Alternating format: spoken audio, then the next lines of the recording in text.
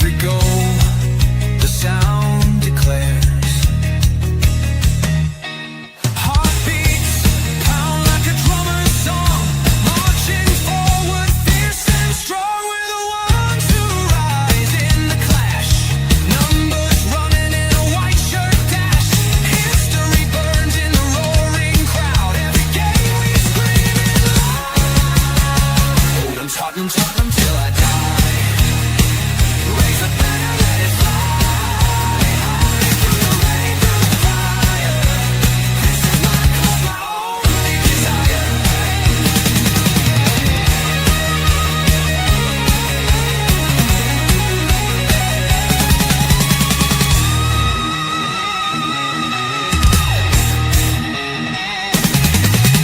We're the ones who rise in the clash. Numbers running in a white shirt dash. History burns in the roaring crowd. Every game we scream it loud. I'm Tottenham, Tottenham till I die. Raise the banner, let it fly. Through the rain, through the fire. This is my club, my only desire. Good morning, everyone, and thank you for tuning in. I hope you guys are enjoying your Saturday morning. And welcome to the first annual Spursy Award Show. Yeah, that's right. That's right. I decided to throw some awards for the 2024-2025 season. But before we get into, make sure you hit your like and subscribe buttons because, of course, that's also very important. For those that are watching on THFC, TWD, it's also available on Stateside Footy this morning. It's a simulcast, boys. So when I decided to create this show, something actually phenomenal happened. I was actually on Dave's panel yesterday on the Irish Hotspur, and there was a guest yesterday who refused to kind of keep it honest. It was like one of those sentimental moments where it's like, you know what, this is the reason why I did this show, because he refused. Just absolutely refused to take honesty. He just could not keep it real. And that's why we're doing this show, because we have to, right? We can't just sit here and just gush about the 2024-2025 Tottenham Hotspur, because for a large portion of the season, it was absolutely dreadful. So for me, at least, I just refuse to kind of sit and, gush and, put a lot of truth on this team. So joining me today for this award show from the Irish Hotspur, it's Dave Harris. Good morning, Dave. How you doing? Yeah, I'm keeping well, my man, as well as can be. I'm not going to lie. The Europa League success was short-lived. Tottenham have brought us straight back down to reality, reminded us of the basket case club that we support. To be honest with you, the names I'm seeing linked to the job, I'm very, very nervous heading into next season, Steve. I don't want to be a Debbie Downer, but right now, I'm very nervous heading into next season. Are you? So you're trying to tell me that Thomas Frank just does not do it for you at all? None whatsoever? No, look, don't get me wrong. I think, Thomas Frank in his own right is a very good coach. And, within football circles, they really like the guy and stuff like that. But, the standards that people placed on Postecoglou, all of a sudden they're willing to let them slide and bring in this guy. I've heard all season for the last 2 years, Postecoglou isn't good enough tactically, naive, this, that, and the other, can't compete on multiple fronts. Well, okay, but no, Thomas Frank can't either. And people say, oh, well, he hasn't had a chance in Europe. Well, yeah, but he's had a Carabao Cup and the FA Cup. He hasn't been able to sustain them alongside, the league and stuff like that. And I just find the whole thing with Thomas Frank and even Marco Silva very hypocritical, to be quite frank. You can't keep placing standards on one guy in the dugout and then wiping them standards away, to bring in another guy. At the end of the day, my concerns about Postecoglou heading into next season was, can he compete on multiple fronts? Well, Thomas Frank and Silva don't tick that box for me. You know what I mean?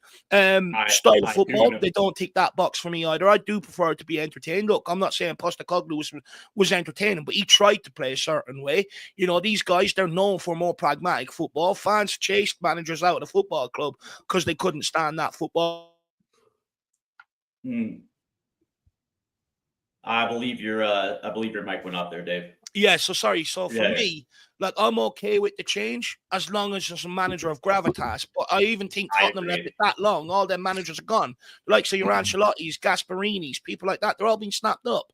So again, I think timing of it is piss poor. There's not a lot of great quality out there, available for us to go and get. And so for me, look, I'm just worried about the direction, Steve, to be honest with you. And I'm not if Thomas the Frank engine comes in, I will give him every opportunity to succeed, and I will get behind him and try and see what he's doing, and I'll base my opinions based on what he's trying to achieve and stuff like that. However, we sit here and say, look at one guy's CV, not good enough, and everything else. And then we sit here and say that this guy's CV is good enough, even though Postecoglou's won everywhere he's been. People sit there and say 34 defeats over 2 seasons for Tottenham is a joke. Thomas Frank lost 33 over 2 seasons. What are we doing here? For me, if we're sacking this manager, it's to take a step forward, not a sideways step, and not another huge risk. It was always going to be a risk going in with Postecoglou, but it's an even bigger risk going with Marco Silva or Thomas Frank.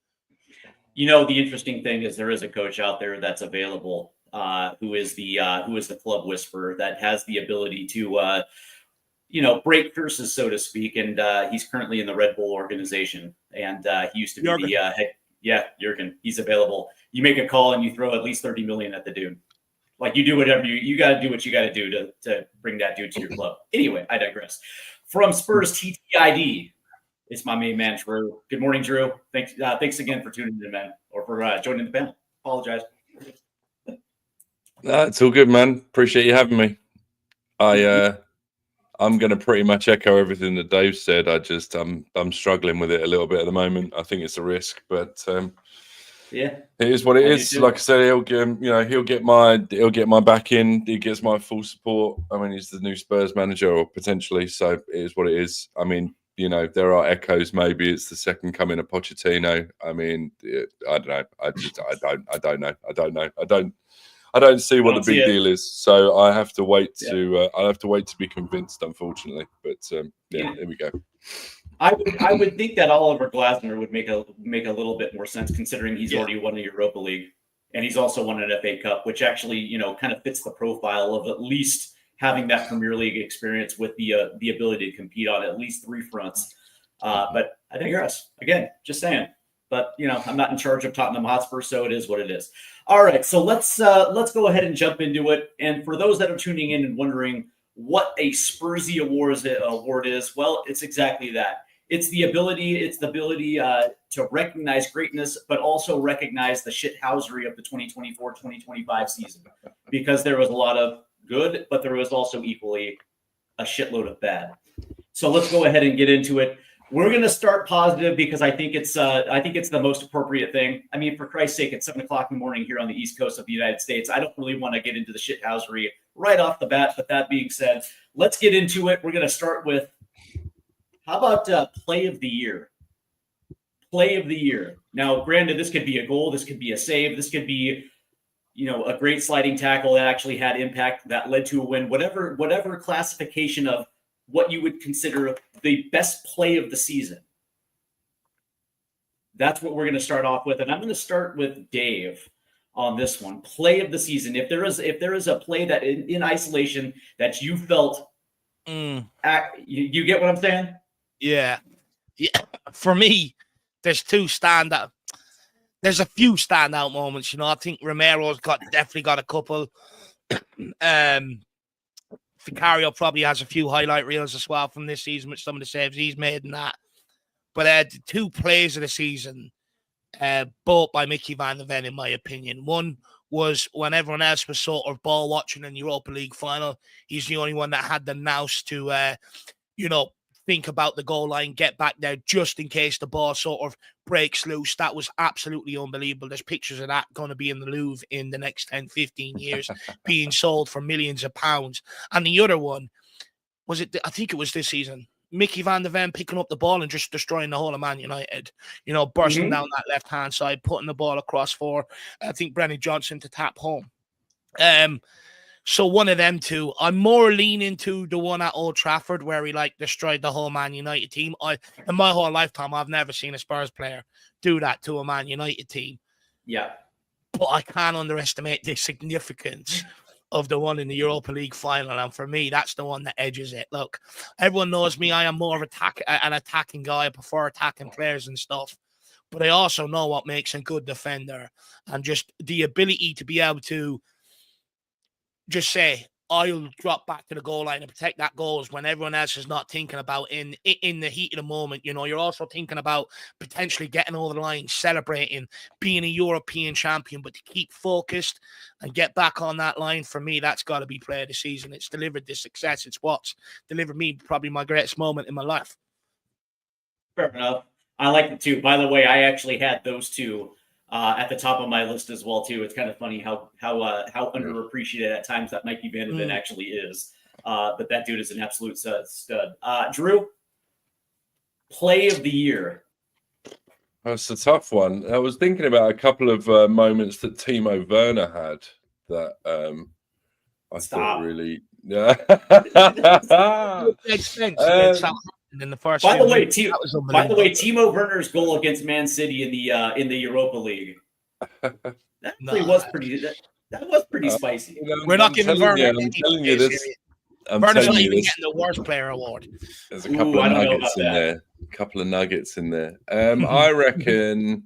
Do you know what? Those two that you've already said are really, really good shouts. They were kind of front of my mind, but I've got to say, I think if I look back and I think of the amount of noise I made at certain times, I might have to give a call out to a couple of the youngsters. Mikey Moore's goal when he burst through the middle against was it Alkmaar? Yeah. That just had me off my feet, and I think it was just because it was Mikey Moore as well. And there's just so much about the kids, and we all just want him to be the next, good one that we constantly sing. He's one of our own too. So his goal, and the Mola Ajayi's goal was quite standout moments for me, I think. And I mean, to be honest with you, other than those two. And I mean, some bits that Bergval's done has kind of had me sort of off my feet on my feet at times. But I think I'm probably. What about against Southampton, Drew? I think what was it within the first minute he sort of picked up that ball, made a play, put the ball in behind and stuff like that was unbelievable as well. Yeah, I mean, we can also go Jed Spence against Coventry City in the League Cup, coming out of nowhere. Yeah. Yeah, I think. I mean, as good as those moments were, I mean, it's still not a goal for a 17-year-old in Europe, is it? Yeah. So I think I'm probably, being as you've had the Van de Ven, I think I'm going to go for Mikey Moore's goal in Europe. Yeah, that's a great moment. That's a great moment of the season. And to be fair, I think everyone was rooting for the kid. He sees the likes of Ajayi come on, score his goal, Scarlet. And you heard him speak about it, then he starting to play on his mind. You know what I mean? And I just think that goal for him, first goal for the club, because I think when you look at him out of everybody, you go, right now, even now looking at him, he's got the raw ability. It's just about, can he beef up? Can he stay injury free and really hone that talent? But I think that was a huge moment for him, for sure, Drew. Great pick. Yeah. I also want to give some flowers to Will Lancashire for that goal at Galatasaray. And I don't know how you guys feel about it, but that being said, coming from his season prior where he had just a mountain of goals, and the expectation of whether or not those goals can translate to the senior level, going away at a place like Galatasaray and getting a goal. Now, granted, he got sent off quickly after, but that being said, I mean, if we're gonna give praise to 17-year-olds in Europe, man, I think Will Lancashire, that goal against Galatasaray actually has to stand out as well too. But I'm actually going to go with Dave on this one because, quite frankly, I still have visions of VDV clearing off that line in the Europa League final. Because you were absolutely right, there was at least 7 players ball watching, and and then there's VDV just absolutely making just a heroic play off the goal line to make sure that final stayed 1-0. So. Yeah, I gotta say, play of the year. That probably is it. You know what it is about that moment as well. It's just the reading of the game. Like, he could see Vicario was struggling at times with some of the balls, and he just goes, "Look, I'm not going to take that gamble. I'll drop back just in case." Honestly, I don't think people actually really understand how good that piece of play is from Mickey van de Ven in that moment, in that environment, in that pressure cooker. Not many defenders would stay switched on like that and go, right, I got to drop back to the goal line. I'm telling you, it's unbelievable.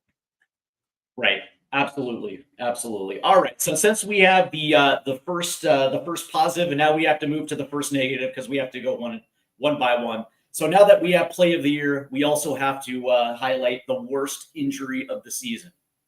Now this award is to the player that actually, because his value is so huge to this club, that this injury literally led to I guess you can say the collapse. Now you can withstand certain injuries at certain positions, but this was the worst injury of the season. And we're going to start with Drew.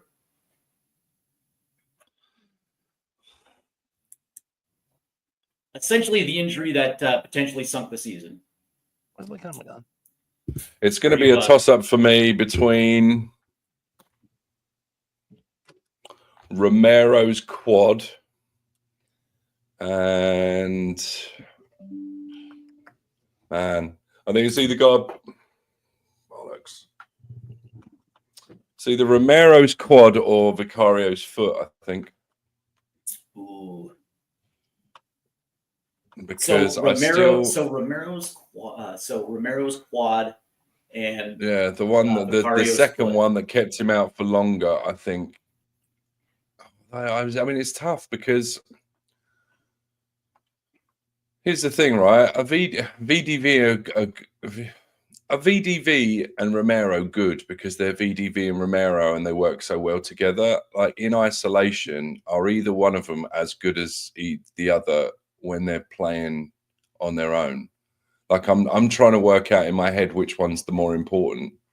And although if you look at the system, Van de Ven's the one that gets you out of trouble because of the pace, but I think Romero's more of the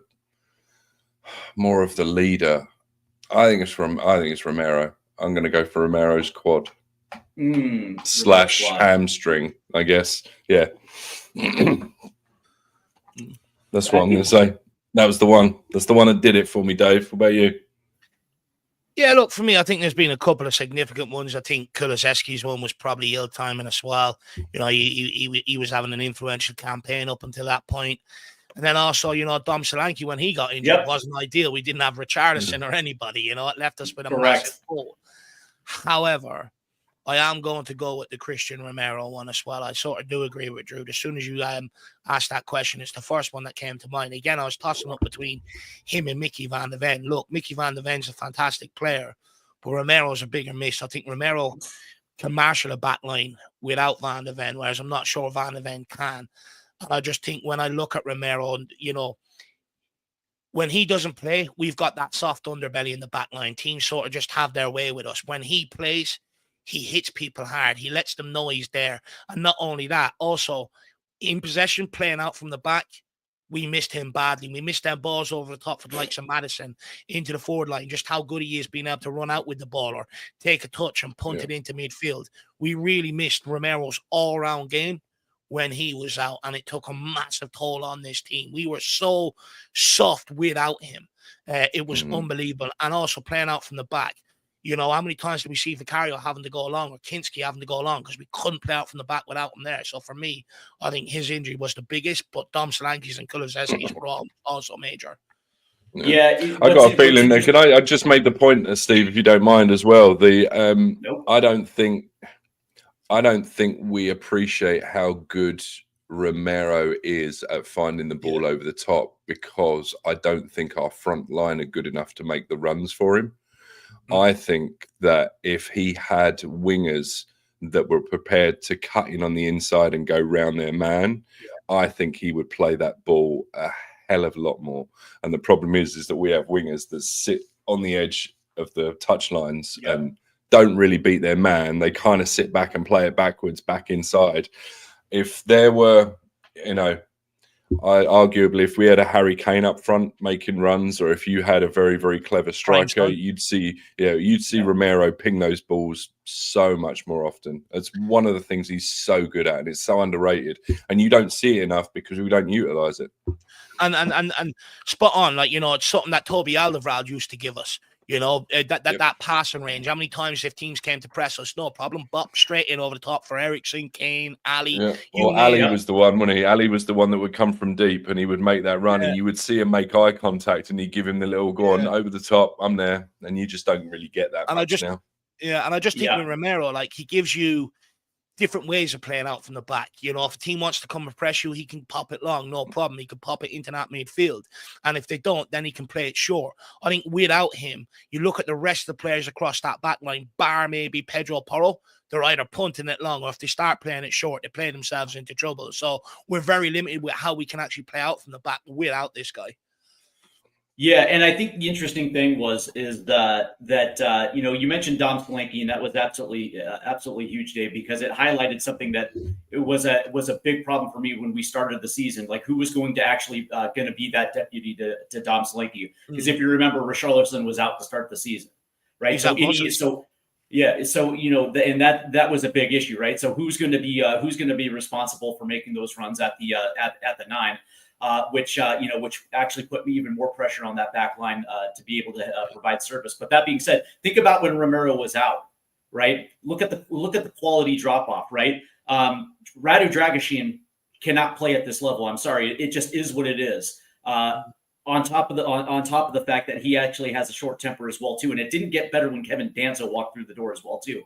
The only time where that right center back position was actually somewhat stable is when Archie Gray, a center defensive mid who was playing out of position at right back, then he played left back, and then he moved to the right center back position, and it kind of gave a little bit more stabilization. But when Mikey Van de Ven went out, at least there was somewhat of a pulse at the left center back with Ben Davis.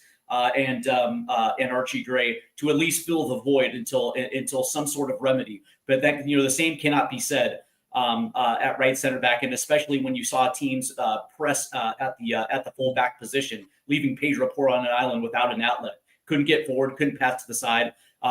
Teams seemed to be glued to Pedro Porro because there was absolutely nothing. There was no relief from that right center back position. So yeah, I would probably have to say. That Solanke number is 1B, but definitely Christian Romero has to be 1A. That one was a tough loss, 100%.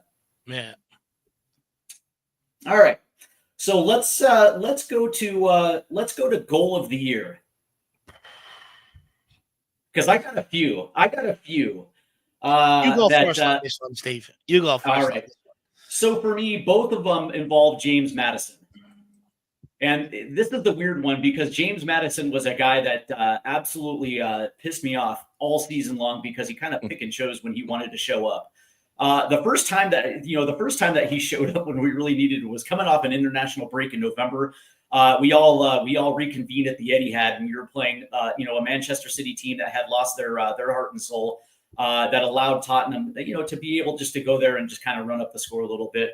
And I believe it was the first goal James Maddison scored, where he made an outstanding run, and Dejan Kulusevski from deep from the right hand side made an unbelievable cross. I mean, this thing was pinpoint accurate, and it caught James Maddison at the far post, and he literally just tapped it in for a goal. That thing was absolutely beautiful.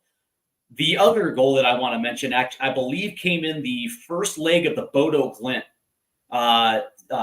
two-leg series in the semifinals, and Pedro Porro found James Maddison running straight forward down the middle of the pitch, and it was a 60-yard ping right to the foot of James Maddison, who moved to his right and then literally just put the ball away. Two goals that I think were absolutely just brilliant. It was James Maddison, I would probably say, at his finest of the season. But if I have to pick one, that one at Manchester City was just absolutely brilliant. You can go with some of Solanke's goals, maybe. But that being said, I would probably have to say that James Maddison probably gets my goal of the year, just for the ability to make that run to the back post and just being able to finish an absolute beautiful cross. I think that, I don't know, man, that thing was just brilliant to me. Dave?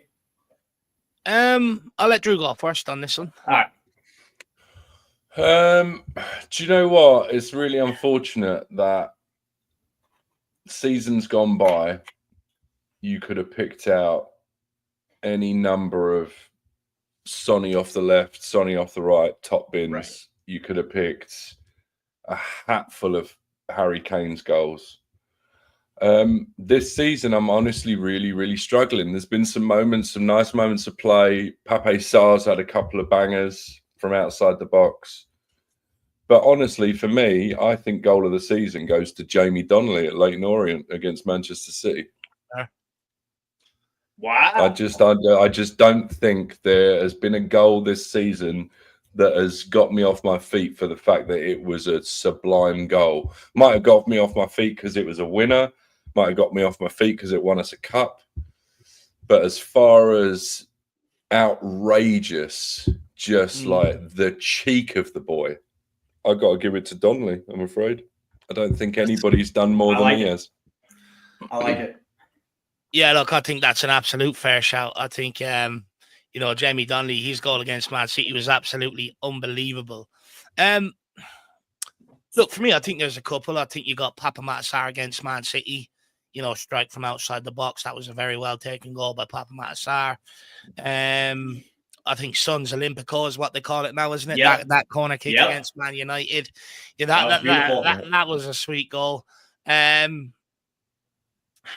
I think James Maddison's had a finish this season that I really like. If I remember correctly, I think he ended up putting it top bins. It was a lovely little finish, sort of just inside the box. And then he had another one as well where he sort of took a nice control around the keeper and then pulled it back across goal. There's been a few goals this season that I've enjoyed. But what about the free kicking? What about the free kick from Maddison against West Ham at home? Yeah, that was a nice moment as well. Actually, that was a good goal. Oh, and then there was one as well where Romero pinged it over the top. Maddison took it down and buried it as well. I really enjoyed that. Mickey van de Ven's run against Man United for Johnson's goal was nice. Yep. Do you know what? I'm going to go with Papa Matasar's against Man City, just because it was unexpected, and it's by a player that I really, really like in this team, and I think, he's a player that everyone questions his ability, whereas I'm actually a big fan of the kid. I'm a big fan of his industrious nature in that midfield, and, he does provide goals. He can provide assists. He can provide goals, so for me, I think that strike against Man City, ultimately, it's what sent us through. So for me, that would be my goal of the season. Yeah. He's arguably a large reason why we won the final as well. I mean, I know it wasn't the prettiest, but that kid he played it out of his skin to make sure that their midfield couldn't do what their midfield wanted to do. So it's a good shout. I would argue, I think there was a much better catalogue last year. I can remember Romero's against Burnley. Van de Ven scored a strike from outside the box. I remember Pedro Porro against Burnley. Do you know what I mean? I think there was a much better catalogue last year. Look, shout out to Bergvall as well. He scored one or two good goals this season as well. Shout out to him as well. But Papa Matasar would be mine against Man City. Well, and even Papa, even Porro's, when Porro put the lace through it against City as well. Is that? I know Porro. I think here. I don't really remember a banger from Porro this year. It was the one where. It was the one where I think the ball was played from midfield to Solanke, but the ball was played too long. Solanke had to run past the goal, and he kind of played it back, and he played it back into Porro, and Porro just leathered it. I think that was the last goal against City. And again, it's one of those ones real nice strike, but the build-up play wasn't all that. And I'm still thinking to myself, every time I think of a nice strike this season, my brain overrides it with a Sonny against Leicester or a Harry Kane against Chelsea. And I just think, all the goals this year were a bit mid. I mean, they were good, there were some good ones, but there wasn't like an out and out, like, oh my God, 30 yards top bins. We're all sitting here still going, blah, you remember that one? Yeah. Yeah, the interesting thing about that Bergvall goal in the first leg of the Europa League semifinal was that, prior to that goal, Kulusevski played Solanke on, and Solanke actually had a nice finish before it was whistled offsides. And that was the crazy thing, was because Solanke actually played himself on. He wasn't off at all, but that side judge ruled it off. And then the returning, I think it was the ensuing attack is where they found Bergvall open. knifing into the box, and he made that beautiful play against Allison. Absolutely fantastic. All right, so now that we've discussed the best goal of the season, now we have to get into the worst goal conceded. Ooh, I mean, so many. well, in league play, there's 63 of them, so we have 63 opportunities to get this one right. I remember I was very, very disappointed with a good few of them against Wolves. I think Bergvall gave away a ball that led to one. I think Romero gave away a ball that led to one. Vicario gave away a ball that led to one. I mean, that was absolutely shambolic.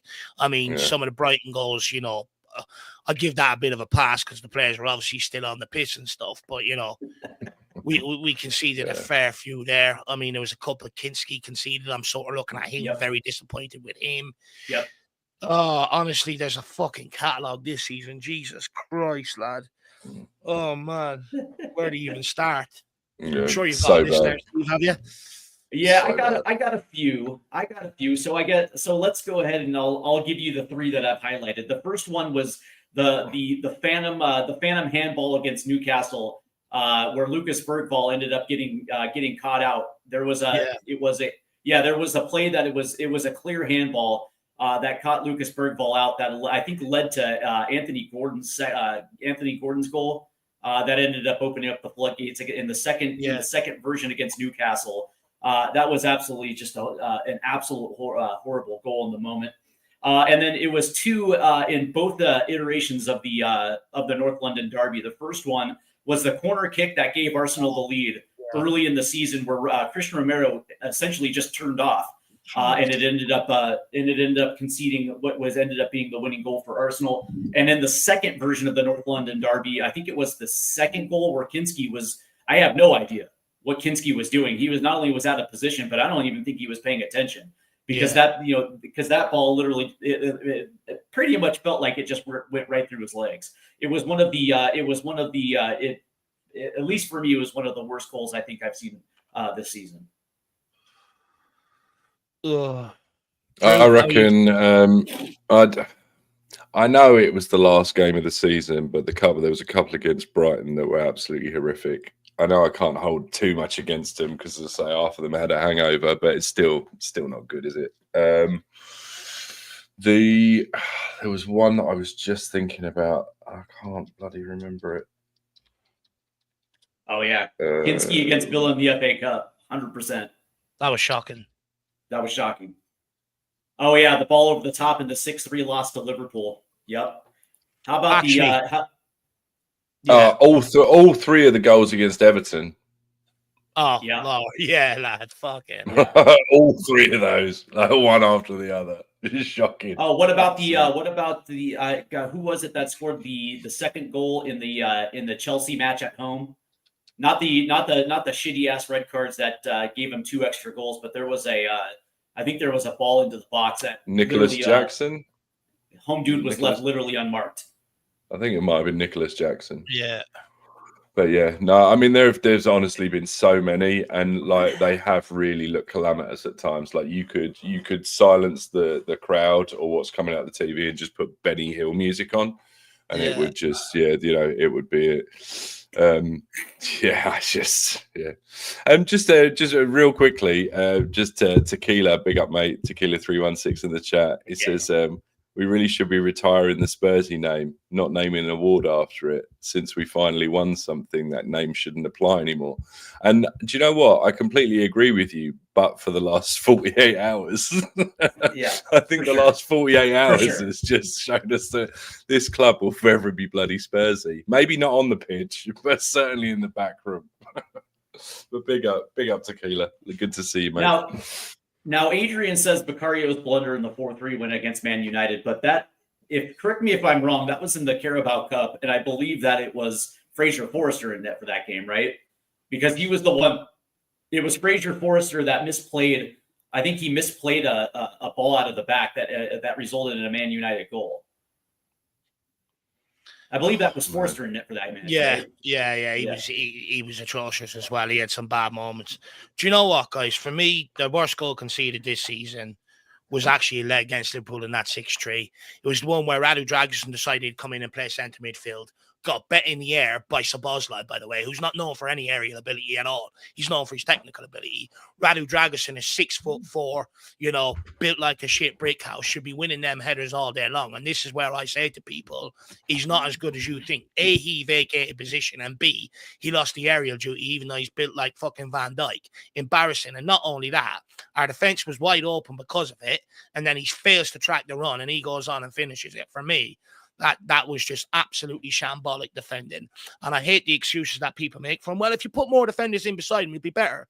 Well, no, that just, of course you will, because you're putting more help in there. You know, the sign of a good defender can play in a 2. If he can't play in a 2, then he's not a good defender. If he needs extra help, what are you supposed to do? Adapt your whole system for the guy. I'm fed up. You know, that for me exposed Radu, everything I need to know about Radu Dragusin. You know, that was absolutely shambolic. Yeah, and you bring up a very interesting point, because when he came up, he was playing in a back 3. So you have the usefulness of 2 extra center backs plus your wing back up off the right hand side. So yeah, 100%. I completely agree with you. For me, I think that one was a pretty strong one there, Dave. And I completely forgot about that ball over the top. That was I think I just might have. Don't get me wrong. The first North London derby where Romero shut himself down, that was shocking. I'm actually going to go with that one, because you know for the large parts of the season when Christian Romero was in, not only was he in form, but he was completely turned off. And I'm going to ignore that goal against Chelsea away at Stamford Bridge, where he ended up twisting to the near post, leaving home dude completely Enzo Maresca, not Enzo Maresca, but Fernandez, to essentially run into the box and get that header over VDV right there. I'm going to ignore that one right there, because I think those two were coming back for the first time, so I'll give them a pass. But that first North London derby that gave Arsenal the essentially what ended up being the winning goal by shutting off. I can't ignore that one. Yeah. Do you know why that one? For some reason, I'm sorry, go on, Dave. Go on, Drew. Oh, I seem to remember.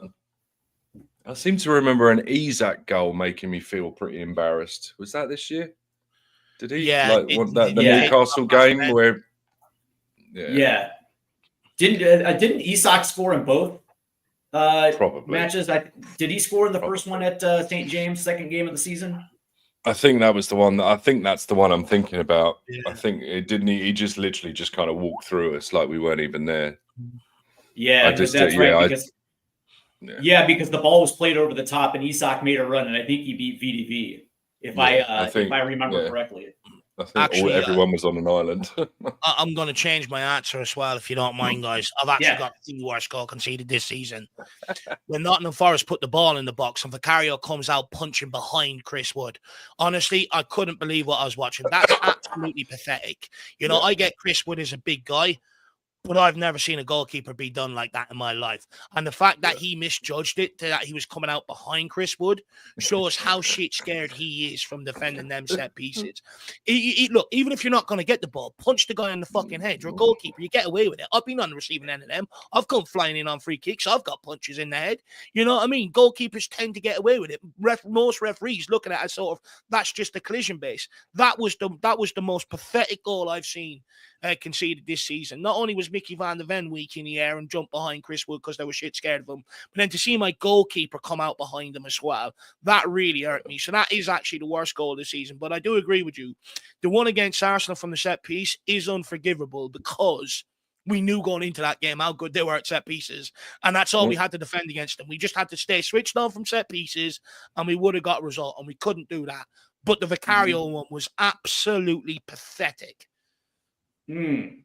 Yeah, that I forgot about that one, and also Liam Delap in the first match against Ipswich, and I think it was within the first 5 minutes where Delap essentially just walked right around Archie Gray and put one in, which was actually shocking.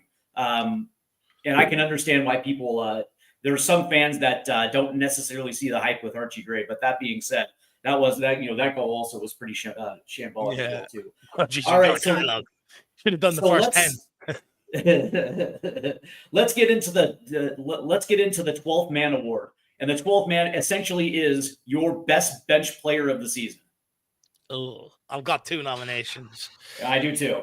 So do my too. first one is Jed Spence. You know, I think, look, don't get me wrong, towards the end of the campaign, maybe fizzled out a little bit. But when we needed that bit of freshness, you know, when the team was very stale, that guy provided it. He provided a bit of energy. He kept our season alive in the Carabao Cup. You know, if we lost that, Postecoglou would have been gone all the way back then. So I think, you know, he Correct. deserves a special mention. The other one I'm going to say is, and people are going to go ballistic, Richarlison. I get he was out for most parts of the season, but when he came back, that fucker delivered. And that's the thing, you know, he provided us what we need. He provided us that shit house up front.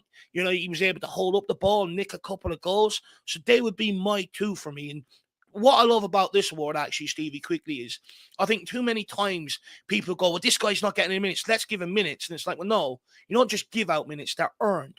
You know what I mean? And especially, and where they're earned is, even if you get 5 minutes off the bench, you can still make an impact if you have that desire and you've been watching the game on the bench and stuff. You know where you need to be to make that impact.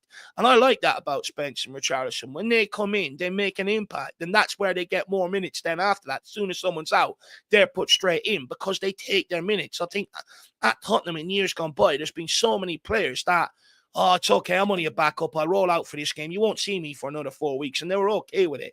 And I've always said that's the wrong attitude. You know, you should be chomping at the bit to try and get in the first team. So for me, Richie or Spence would be, and I don't really want to pick between them. I think both of them sort of deserve to share it. Fair enough. Fair enough. Drew? Yeah, he stole my thunder. That was actually going to be my exact two. Because unfortunately the numbers off the bench have just been, and it's just been because of the season, just because the way it's panned out. You know, the people that in an ideal world in a good season, the players coming off the bench would be coming off the bench. We've had so many injuries that our bench players have had to play probably, you know, I mean, some of them have played more minutes. It's a real tough one. So I think Spence, because I think we all agree that, you know, given the circumstances, he's stepped up to the plate on more than one occasion, had a decent season. And I wholeheartedly agree with Dave on the Richarlison thing. Like, you know, I know we all struggle with Richarlison, but you can't, like, if we're talking about numbers off the bench or making an impact, then he's arguably, I would say, probably even more so Spence. He's probably the one that's done it. So I think Richarlison edges it just a little bit for me, but it's a hair's breadth. Interesting, because I didn't have Richarlison in this category, and I'm going to explain why on the inverse. But that being said, I got to give Archie Gray some flowers here. Now Archie Gray was thrown into a starting position due to injury. But that being said, when you look at the fact that he's 18 years old, getting significant minutes in the Premier League by essentially through injury, and you look at the development. Not only playing right back, but also being thrust into the center back position because there just wasn't anybody else at that time. And his ability to hold not only down the left center back position, but also the right center back position, but also the ability. And I mentioned the Liam Delap goal, where Delap, essentially walked around Archie Gray easily, and then all of a sudden he was a non-factor in that game because Archie Gray essentially shut him down for the rest of the game. What was interesting because I thought he was going to be overmatched, but literally the football IQ took over. And all of a sudden, his positioning got incredibly better. And for me, I think Archie Gray has to be mentioned here. Same thing with Lucas Bergvall as well too. I think both of those guys absolutely have to be recognized for their contributions this year. But for me, my bench player of the year was Jed Spence. It literally has to be Jed Spence. And when you look at the fact that he was needed both on the left side, but also the right side. But mainly his ability to shut down some of the best players in the Premier League. I think it was that match against Liverpool where he essentially had Mo Salah in his back pocket the entire afternoon. Like he had performances this year that literally put him on the radar for the England national team, the first team. There was definitely times where he should have been brought into that team by Thomas Tuchel. And you mentioned something earlier, Dave, that minutes are actually earned, and Jed Spence actually earned not only his minutes, but also he deserved to continue to start after Destiny Udogie came back. And it should have been a situation where Udogie had to earn his way back into the starting 11. Unfortunately, when he came back, he was, after a couple 45s, he was thrown right back into the starting 11. Now, granted, you can sit there and say that, Udogie probably played better, but I still believe that Jed Spence had done enough to at least continuing his starting at the left back position. I thought he was that good. No, look, I think, you're right on Archie Gray. First of all, I think, he does deserve a special mention, but for me, I'd put him in more of towards the young player of the season alongside likes of Bergvall and that. But I think, look, with Jed Spence, I think when the season was so flat, the guy just provided a bit of energy, that I think we all needed, so fair play to the guy. Absolutely. All right, so now let's get into the worst bench player of the season. Timo Werner. Anytime we asked that guy to step in, he was bloody useless. Mikey Moore would have had about 4 more assists to his name this season if that donkey could finish. And I think there was was it Newcastle earlier on the season? Or maybe I'm convoluting the 2 seasons, but he missed a heap of chances. Maybe that was the season before, but just in general, Timo Werner's impact was absolutely non-existent to the point where Postecoglou had to put him out after the Rangers game. He was that bad. That guy had absolutely nothing. Fans were screaming every time he took the pitch. So for me, he just goes down as the worst. That guy takes the biscuit. I don't know why we signed him in the first place. The reason why Chelsea let him go is because he wasn't contributing with goals or assists. The reason why Leipzig let him go is because he wasn't contributing with goals and assists, which is expected of the guy. So Tottenham go, bingo, we've sold Harry Kane. We're going to have a vacuum in goals and assists. Timo Werner's our guy. Absolutely fucking madness. Honestly, it's like a 6-year-old is making decisions up there sometimes. Someone that's sitting there playing FIFA. Timo Werner's great on FIFA, but in real life, he's fucking useless. I'll calm down the swearing. He just winds me up. But yeah, he's the worst. He's the worst impact player of the season for me. Worst sub. Go ahead and swear all you want, Dave. I'll try and keep it down. I try and do that when I'm on. I even try and do it when I'm on Shawnee's channel and stuff like that. Because I don't want to get, funny. I don't mind getting myself demonetized, but I don't want to do it to anyone else. That's funny. Drew? It's got to be, innit? Got to be that crowd. An absolute disgrace. 170 grand a week. You got to be kidding me. That guy. Honestly, can't stand him. Should have left him in Frankfurt when we had the chance. Get out of it. See, here's the thing. The answer obviously is Timo Werner, but when I mentioned earlier about the inverse when it came to Richarlison. What? Sorry, I'm just looking. I'm looking at this. I'm looking at the squad here. Sorry, I'm just looking at. I really want to put Radu Dragusin in it because I'm looking at his face and he's really winding me up. He's really winding me up. He's just sitting here, look with his man bun, and it's not a Gareth Bale man bun. It's not a nice man bun. It's a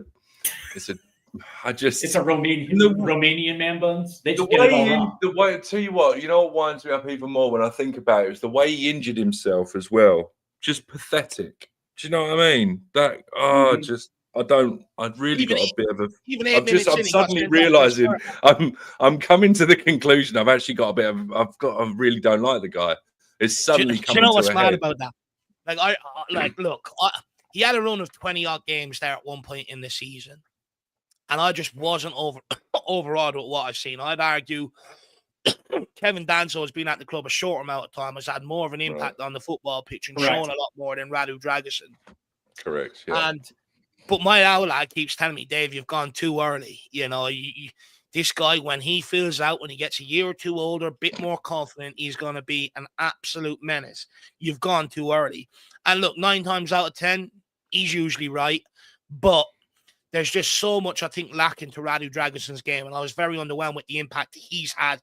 Maybe Basuma's another one you could throw in there, but he got his act together when we actually needed him the most. So I sort of, not that I fully forgive him, but, at least he got his act together when we needed him. But for me, Timo Werner, and then, by a long way, and then Radu Dragusin. Yeah, I think Drew's spot on there. I don't think we can leave out Radu. He had a run of 20-odd games. He was atrocious.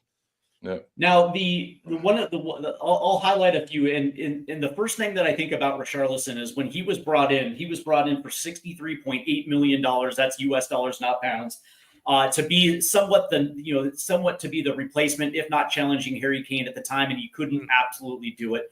Then the injuries started coming in. And I'm sorry, your best attribute to a team is availability. That's the difference between good and great, is availability. Your ability to consistently get better, to allow your team breathing room when it comes to goals. But that being said, this season, in the minutes when he finally was able to get back on, the dude was only able to net 5 goals. For a guy that for the guy that is being handsomely paid, not only can he not stay on the field, but his impact at times was spotty.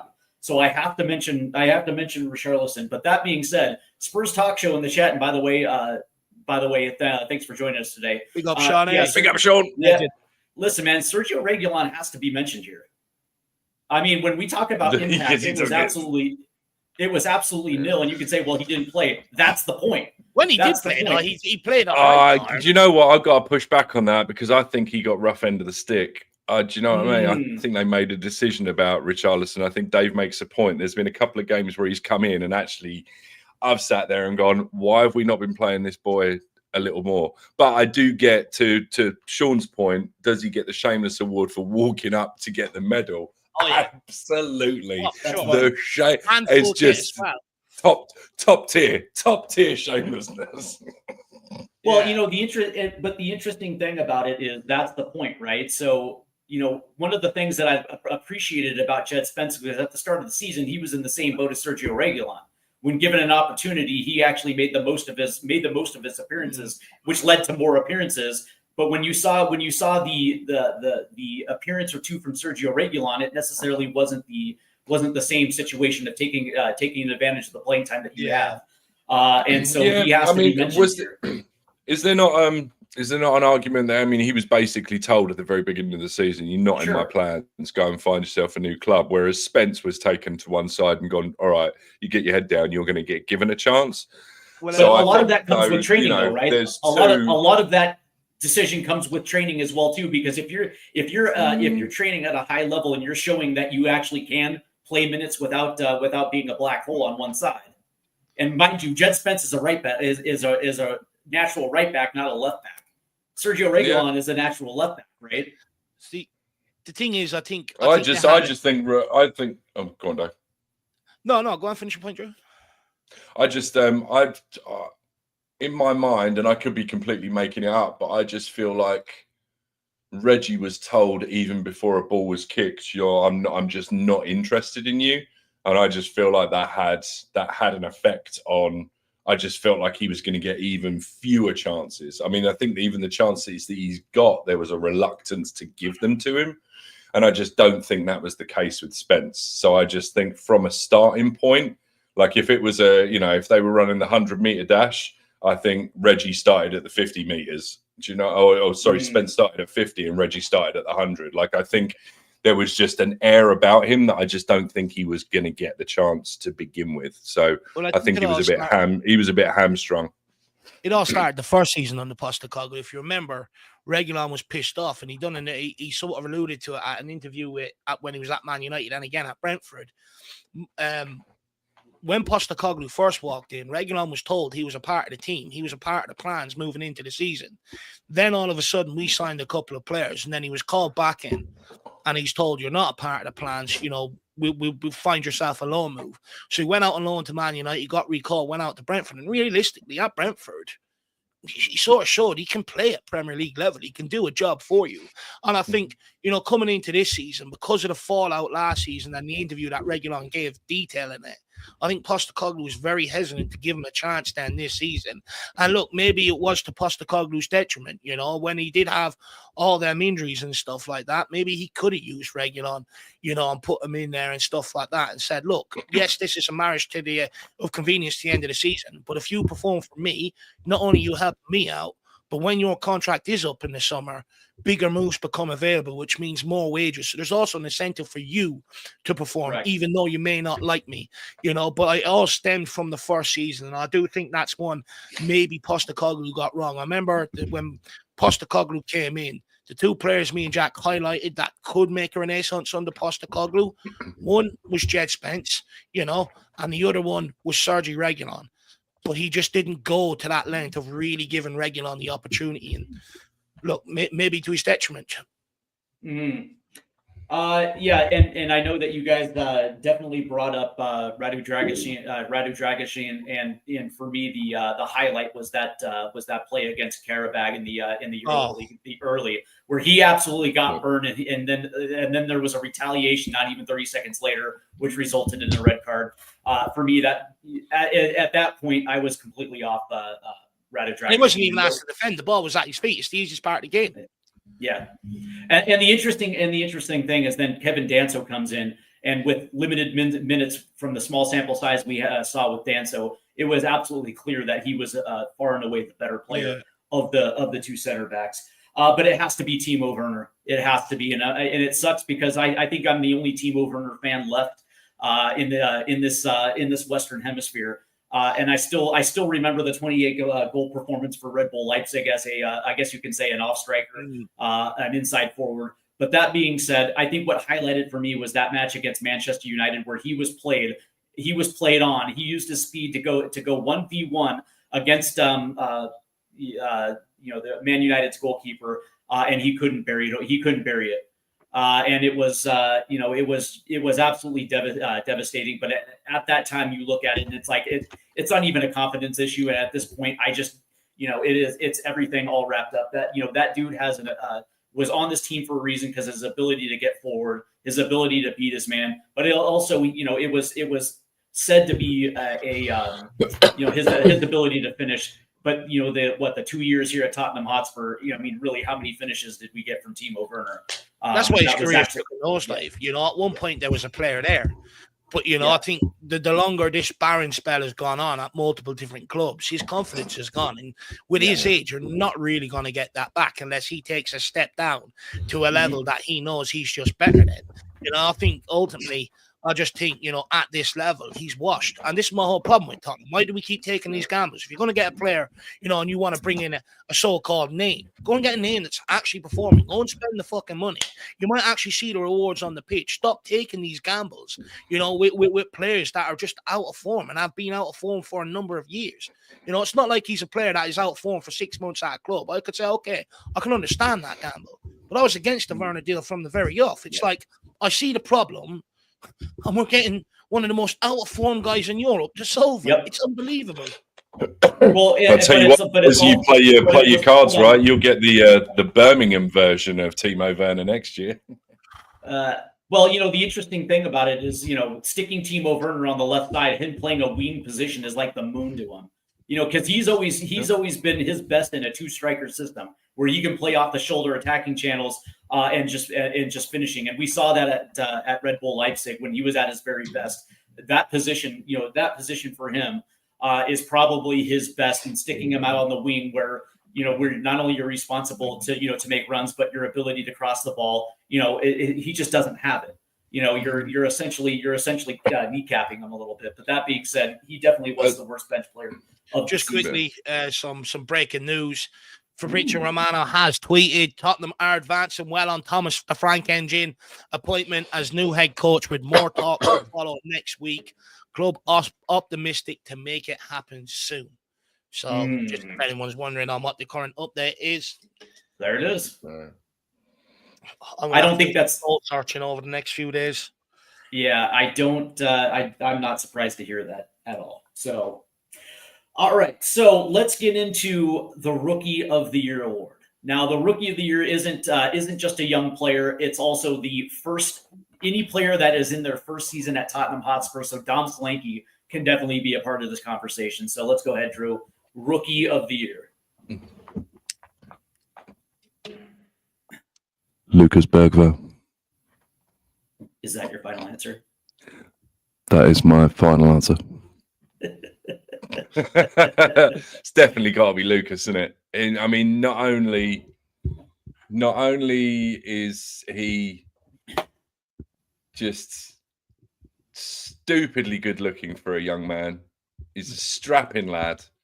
He's just got the world at his feet. I'm sure he's got ladies across Scandinavia just screaming his name. Not just Scandinavia, the whole world. Oh, the whole world. But yeah, it's got to be. And I know there's been a couple of times me and Dave have spoken about it, probably more than a couple of times across the course of the season. He's turned into trouble on more than one occasion, and he's cost us. But I will hold absolutely nothing against him because not just because of his age, because of where he's come from in terms of his footballing, not ability, but I mean, the second division in Sweden wasn't even it wasn't even the first division. We're talking the second division, which I don't know is what comparable to like what championship? Is there even a championship into the Premier League? There you go. So the fact I don't think you can compare. I don't think you can compare the Swedish second division to the championship. I would probably say it would be like the Dutch second division. Well, yeah, I was thinking I wasn't even thinking. I was like thinking Championship 2 or League 2 or something. I mean, not even. Yeah. So I reckon, it's got to be without doubt. I mean, very, very much so. You got to give Archie Gray his dues, especially given that, he had to drop back into a position that, I mean, you say drop back into a position that isn't naturally his, and I feel like he's played better naturally as a centre back than he has at any point I've seen him in midfield. But I guess that's an argument or a question or a conversation for another day. But yeah, for me, Lucas Bergvall, head and shoulders, because of his hair, head and shoulders above the rest, and then Archie Gray with certainly a nomination. Look, I think Audio Artisan, I think Danzo. Yep.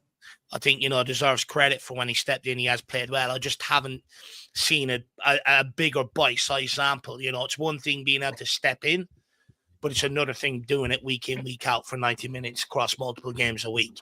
So, but I do think, he's acclimatized better than maybe other centre-backs have at Tottenham down the years. So fair play to him. I think Archie Gray, look, I've always said, I think, many people have been outraged that he's been played across the back line. I think the fact that Postecoglou looked at all of his midfield options, even Bentancur, Basuma and some of the more experienced guys, and goes, Archie Gray is the guy that can fill in and do a better job here for me than any of them, I think actually speaks volume to Archie Gray's potential and his ability. And I think, for a young guy to step up, 18 years of age, centre-back in the Premier League, even though it's not natural, is absolutely an unbelievable thing to do. And I actually don't think he's been given anywhere near enough credit for what he's contributed this campaign. I think Mikey Moore deserves a special mention. Yeah, there was a time he was out of the squad, but I would argue anytime the guy's been given minutes, I think 9 times out of 10, I think he's took them minutes, and I think that's what's kept him in people's minds all season long. They've looked at other players and been underwhelmed with their performances up across multiple games, and they're sitting there going, well, Mikey Moore came off the bench against Everton, providing an assist like that, you know what I mean, and stuff like that. They look at things like that, so I think he's done himself no harm. But ultimately, I agree with Drew. Look, Bergvall, the step up that guy has made and the acclimatization and how quick he's made that is absolutely unbelievable. I bet when that guy signed on the dotted line, he probably thought maybe 15 appearances this season would have been good for him. I think he ended up making, 48, something like that. And absolutely, 53 appearances. I've done him short. 53 appearances across the campaign. To just be thrown in the deep end like that and go, look, we need you. And just to step up and play the way he did is unbelievable. Yes, and I think rightly so, me and Drew have highlighted how many times he's given away that ball and it's been turned on us and put in the back of our own net. But at the end of the day, the guy's got to make them mistakes to become a better player, and he'll learn from them. And then when he does, he'll become an even better midfielder.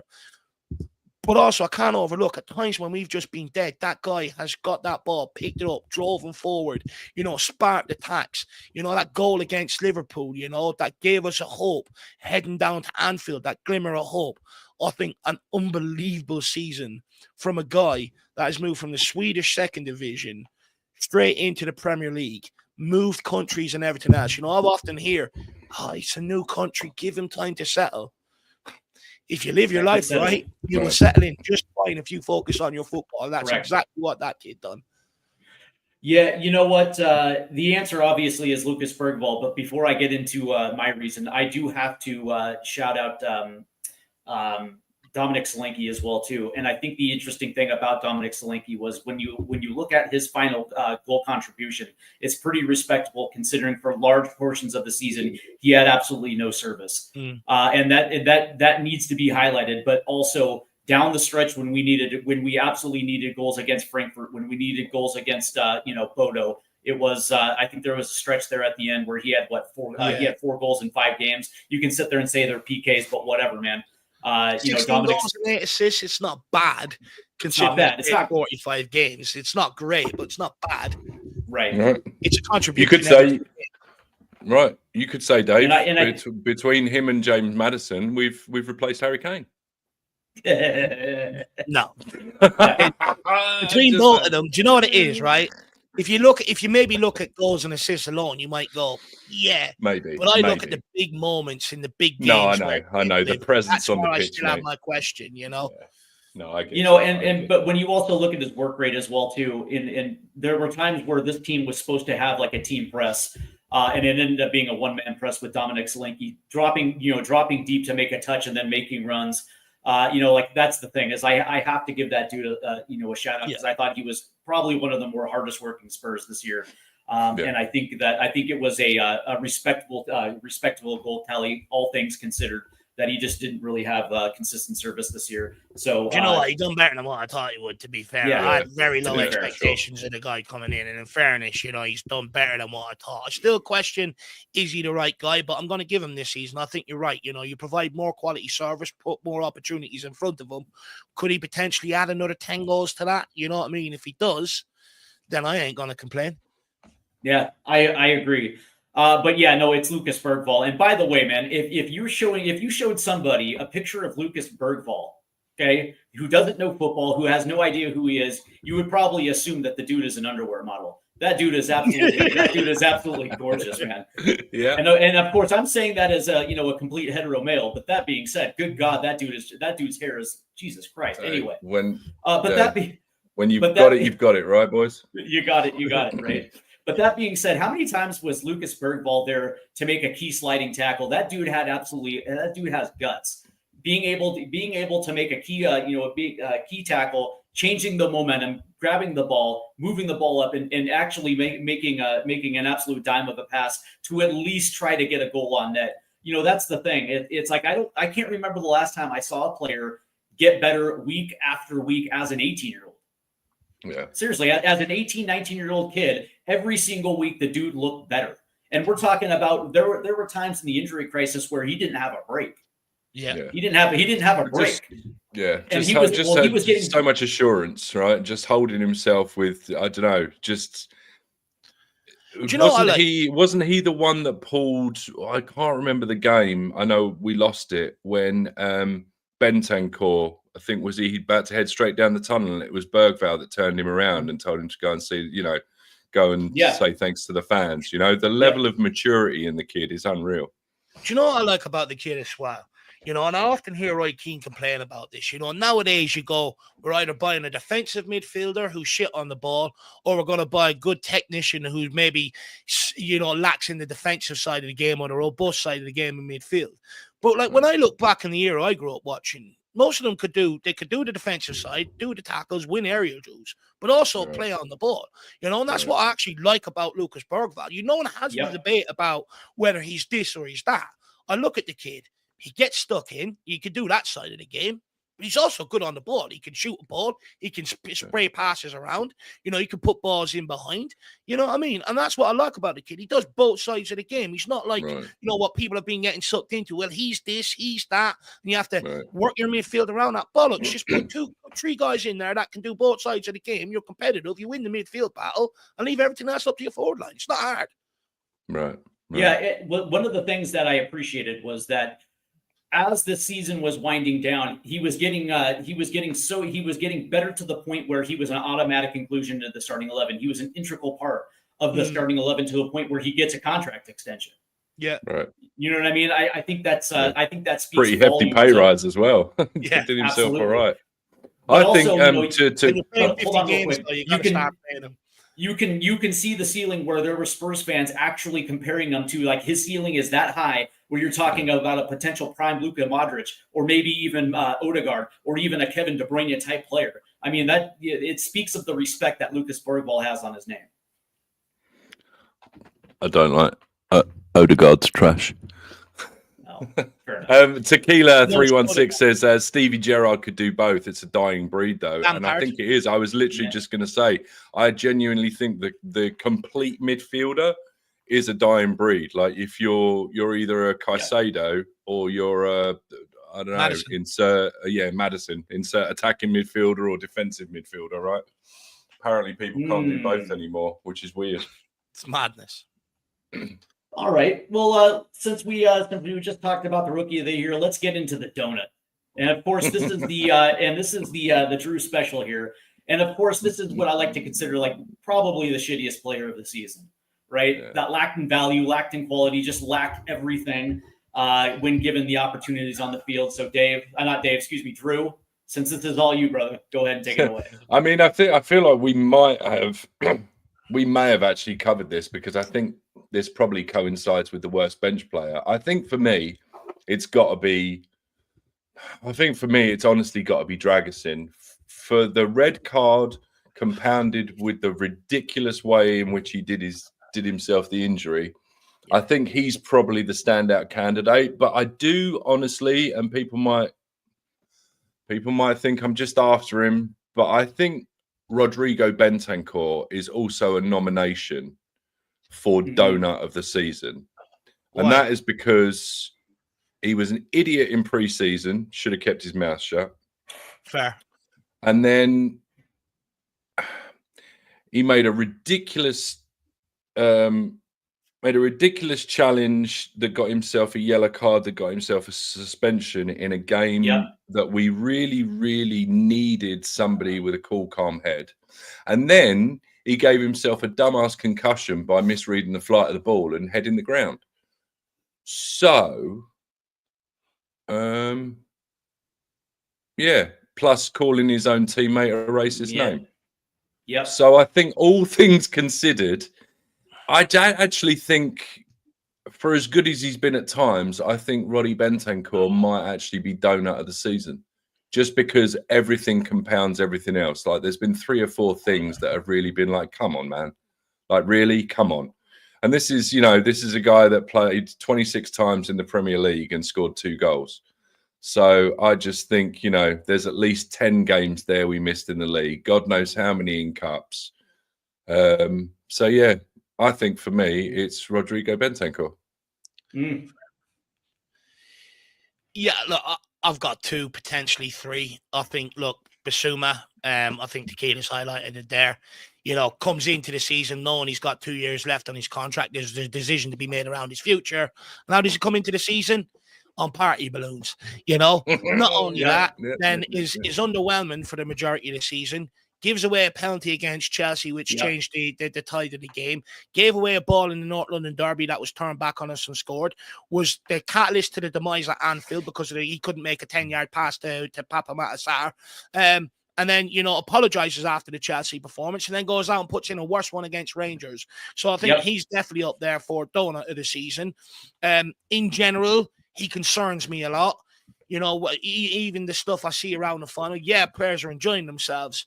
But he seems to enjoy himself too much. And I don't like that to a certain degree, It worries me. And that's why you don't see the consistency on the football pitch. I think other donut of the season, Radu Dragusin's agent. I mean, didn't he, at one point he was asking to play a back 3 to suit Radu Dragusin, telling us how good Radu is, linking him to Real Madrid and this club's interested. He gets a run of 20 games. And I mean, what the agent was saying and the product we've seen on the football pitch don't exactly stack up. So for me, I think he's definitely in for a shout there. And then I think Radu himself, I just think that moment against Karabag, honestly, like down the years, I've watched Tottenham in the Europa League. I've watched us against similar level teams, if not worse. I've watched under 21 players come in and never make that mistake. Unbelievable. Balls at his feet, no one's around him, gets himself in trouble, gets his big 4-foot long legs all tangled up, and then commits a foul, brings him down, takes a red card. I mean, but saying that, people say I'm picking on him, but for me, I think it's definitely either Bissouma or the agent. Fair play. Good shouts. The interesting thing is that, and I think David Clark might be correct, right? I don't think he was Rodrigo Betancourt was necessarily, being absolutely genuinely a racist to Sonny. I think his comments were definitely racially insensitive, but I don't think the intention was to be that But be that as it may, it resulted in a 7-game suspension, and I think Drew was absolutely right. When he comes back, well, I think within a month, he collected the second yellow card, which actually got him suspended again. But that being said, my issue with it is that throughout the course of the season, when he was, I guess you can say, was left on an island because of injuries, and the constant pressure to be that guy to pick a game up by the scruff of the neck, he was just almost invisible in certain points of the season. Notwithstanding the latter parts of the season where he was actually playing good. But doesn't it also have to be Basuma? Yep, and I saw that, Drew. Absolutely. Tottenham were very close to Marco Silva. But you know what? That's mad, because there's another report just out here today about Ben Jacobs. Thomas Frank is Spurs' top choice to replace Ange Postecoglou, with talks ongoing. Madness. So reality is it's looking like it's one of them too. But doesn't this actually have to go to Basuma? Because if you remember, coming into training camp, he was that guy that Ange Postecoglou continued to highlight it as being that potential leader in the midfield, in that midfield trio. And then he has the balloon incident, but we also forgot the ski trip incident where he decided to kick off training, to go skiing with his buddies. But I will say this though. One of the things that makes it even worse was the fact that he was absolutely non-existent for a good portion of the entire season.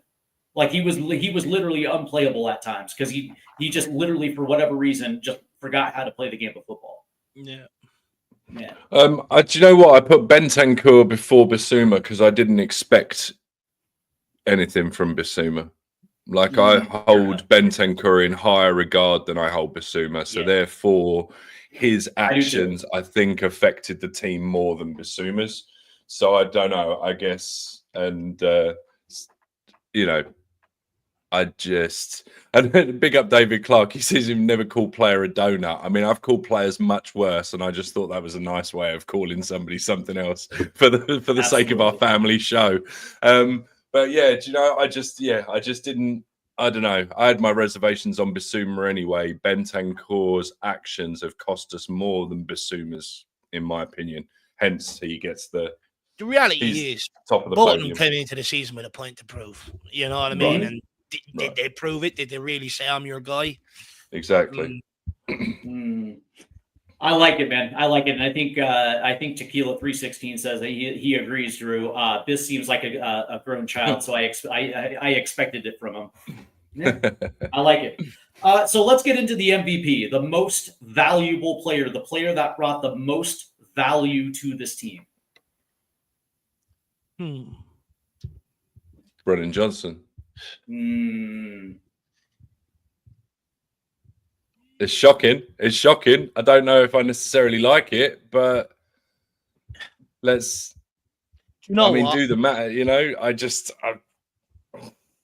you know what? Right, I'd like to put Romero forward, but it's more been moments than consistency this season. I would like to maybe put Madison forward because when he doesn't play, we don't have that guy that can really penetrate the lines. But again, consistency has been a huge problem this season. Despite me being really pissed off with Brennan Johnson's overall contribution, he's been consistent in scoring goals. And he delivered the most important one of the season, right? Delivered the Europa League trophy. So despite my concerns I still have them concerns moving forward. If he really wants to take the next step, I do think it's wise for someone to get in his ear and say, start doing this, start doing that. I think you should always be open to becoming a much better player and always improving. Because at the end of the day, you do that, the money's going to come with it, right? And it opens up an even more prestigious lifestyle and stuff like that. So I really hope Brennan Johnson maybe listens to what the fans' frustrations are rather than just go, oh, that's just nice. But based on this season, I'm going to say it. Yeah, Johnson was probably the most crucial player this year. Look, he stepped up with the first goal against Bodo as well, in the semi-final. He eased a lot of the tensions, he eased a lot of the nerves, gave us confidence to go and play the way we did at home and stuff like that. He stepped up with some big goals this year. So despite me being pissed off with him a lot of this season, and this is where people can never call me biased, Drew, is, right. He deserves it. I agree, he deserves it. Absolutely. I think when you look at the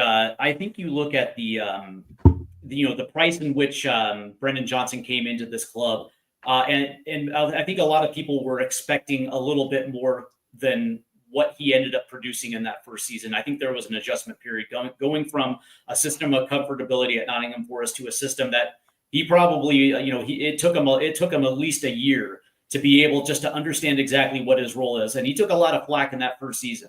A lot of people were just assuming that he probably would be better off bringing energy off the bench, being that first guy off the bench in the 60th minute type of player. And then he comes into this season, and for one thing that I can say is that even though I consistently say that Brendan Johnson's development may have plateaued, you can't deny that he got better from year 1 to year 2. Mm-hmm. And in points this season, I actually still in some context call him a relegation version, because it seems like he has his best games against teams that are at the latter half of the table, against teams that are going to be relegated. And one of the things that I wanted to see was maybe a little consistency against the top half of the table versus the bottom. But that being said, he was the team's leading goal scorer. And when it came to the Europa League, he was absolutely massive. And of course, his I guess you can say his finishing act was the goal against Manchester United in the Europa in a final, right, where a lot of guys shrink under the bright lights of a European final. And Brendan Johnson, I think, probably played one of his better games that night. He worked these fucking nuts off. Correct. And that's not something I praise him for, by the way, if anyone has been listening all season. No, right. Work rate, even you would admit that, Drew. His work rate absolutely has been very underwhelming. But in that Europa League final, that guy worked his absolute cock off. And that's all you can ask of a player. And that's all I've always said about the guy as well. Even if you're not having the best of games, if you work your nuts off, you're contributing, and people will respect that. And in the Europa League final, it was absolutely brilliant. That should be his new bar. That should now be his lowest. Yeah. Do you know what I mean? In terms of application, that final should be the lowest he should expect from himself. Yeah. Mm-hmm. Yeah, you're absolutely right. I thought Drew would use this moment to lap it up. I'm surprised Dermo's not begging for the link as well to come in and have his half an hour of Johnson loving. I'll tell you, I'm going to say this once and once only. Ronaldinho.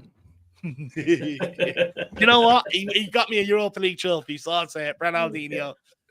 That's funny. Yeah, the interesting thing, because there were moments this season where his ability to track back was absolutely lazy, right? Like this award is a good recognition, but you also have to take the good with the bad as well too. And I will say, at least when it mattered the most, he was able to put in that work, have that work rate, and to what Dave said, man, he worked his cock off, which it's a huge sign of respect. I tell you, what gives me hope for him as well? The unnecessary yellow card in Bodo. I don't know if you remember the away leg where he actually put in a tackle in midfield and he actually kind of went through the guy. I think, I don't know, slowly but surely, I think he's starting to get a bit about him, because he's a proper wind up on the pitch. I've seen him go in and proper just So I don't know, man. I think he's, people age and people, mature differently. So I think next couple of years, if he stays on track, and like I say, if the European performance can be as low as it goes and he can add more GA, 5 or 6 more, I mean, dude, I think we, can't knock it. There was another game as well where Brennan Johnson, it was either just before halftime or just before the final whistle, and we were in the ascendancy, and he started a brawl, and they was like, what are you doing? I was like, no, this is brilliant. This is exactly what you want. It's eating into time. He's got them all wound up, and, he sort of took their focus off the job to a large degree, I thought, brilliant. And I do see him wising up in that department. Another thing that pissed me off sometimes, he gets on the press, he's got the defenders back to goal, and he ends up giving away a free kick. It's like you've actually got that defender where you want them. You know, going back to his goalkeeper, he either has to turn, you take the ball off him, you go back to the goalkeeper, and hopefully the striker's reading the press. You know, that's where you want him. And then sometimes I just feel like he gets overexcited and just gives away such a stupid free kick. And all that's doing is undoing all the hard work you've done and the effort you put in on the press. And I think that's where he needs to wisen up a little bit. If you've gone through all that effort to get on the press and have that defender back to goal, why foul him then and just give away the free kick? You know, you've done your work. Go and get your rewards. You know, the quickly though, before we get into the next one, we have Kulu's elusive right foot. It is absolute blasphemy. It is so absolute bad. blasphemy. Ronaldinho was so absolutely Ronaldinho. Like everyone talks about Ronaldo, Messi, but in terms of pure ability and actually bringing that flair and them skills to the pitch, Ronaldinho is the best player to ever grace the game of football. Right. It is blasphemy. Yeah. However, we are Europa League champions, so we can get away with it for a few more weeks here. Honestly, let's be completely honest with everybody. He's closer to Timo Johnson than he is Brenaldinho, but it kind of is what it is. I'm just lapping up the moment. Do you know Big what, up, Kulu. Do you know what, Swag? The celebrations where your man's like telling Johnson basically get off the stage, and Johnson just keeps running away, coming back. You know, do you know what? I love seeing that bit of character. It's like, everyone wants him just to be this normal guy. You know, people are directing him around. He goes, fuck that. I'm going to have a bit of fun. And that's the right time. You've won a Europa League. Have as much fun as you want to have. And I love that. It just shows a little bit of character about him, you know? By the way, he's probably got the best handle on YouTube. Kulu's elusive right foot, and then you look at his picture. It's Ange Postecoglou with the deuces right there. That's absolutely awesome. I think the runner-up has to be like Berbatov's halftime smoke, which I think is actually another great name. That's another great name. All right, so that was I get a chuckle every time I see that dude in the chat. He's awesome. All right, so we have two left, and we move to the least valuable player. Now, of course, this goes to the player when you talk about wages, when you talk about goal contributions, all the things that are included. This is the player that literally was, I'll say it, the worst player of the year. Worst player I know where of the year. I know where I'm going.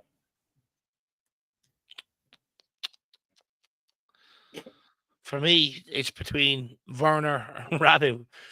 Werner and Radu, I just think both were atrocious. You know, look, I don't think Kinski's too far off either with what he contributed in goals, but you know, he's a young 100%. Kid. I don't really want to go after the guy. Radu's young enough as well, but he's more experienced at this level. Yeah, for me, it's got to be either Radu or Werner. I'm just so underwhelmed with what they produced, to be quite frank. I think with everybody else, you know, I look at Udogie, you know, he didn't have a preseason, came into this season already unfit, half injured, and we go, by the way, we didn't have a left back last year. We don't have another one this year. You're our only left back. You know, so I think I feel for him a little bit. Romero also another one that didn't have preseason, just thrown straight in. You know, I feel sorry for him a little bit. You know, I think, you know, I even look at Ben Davies, to be fair to the guy.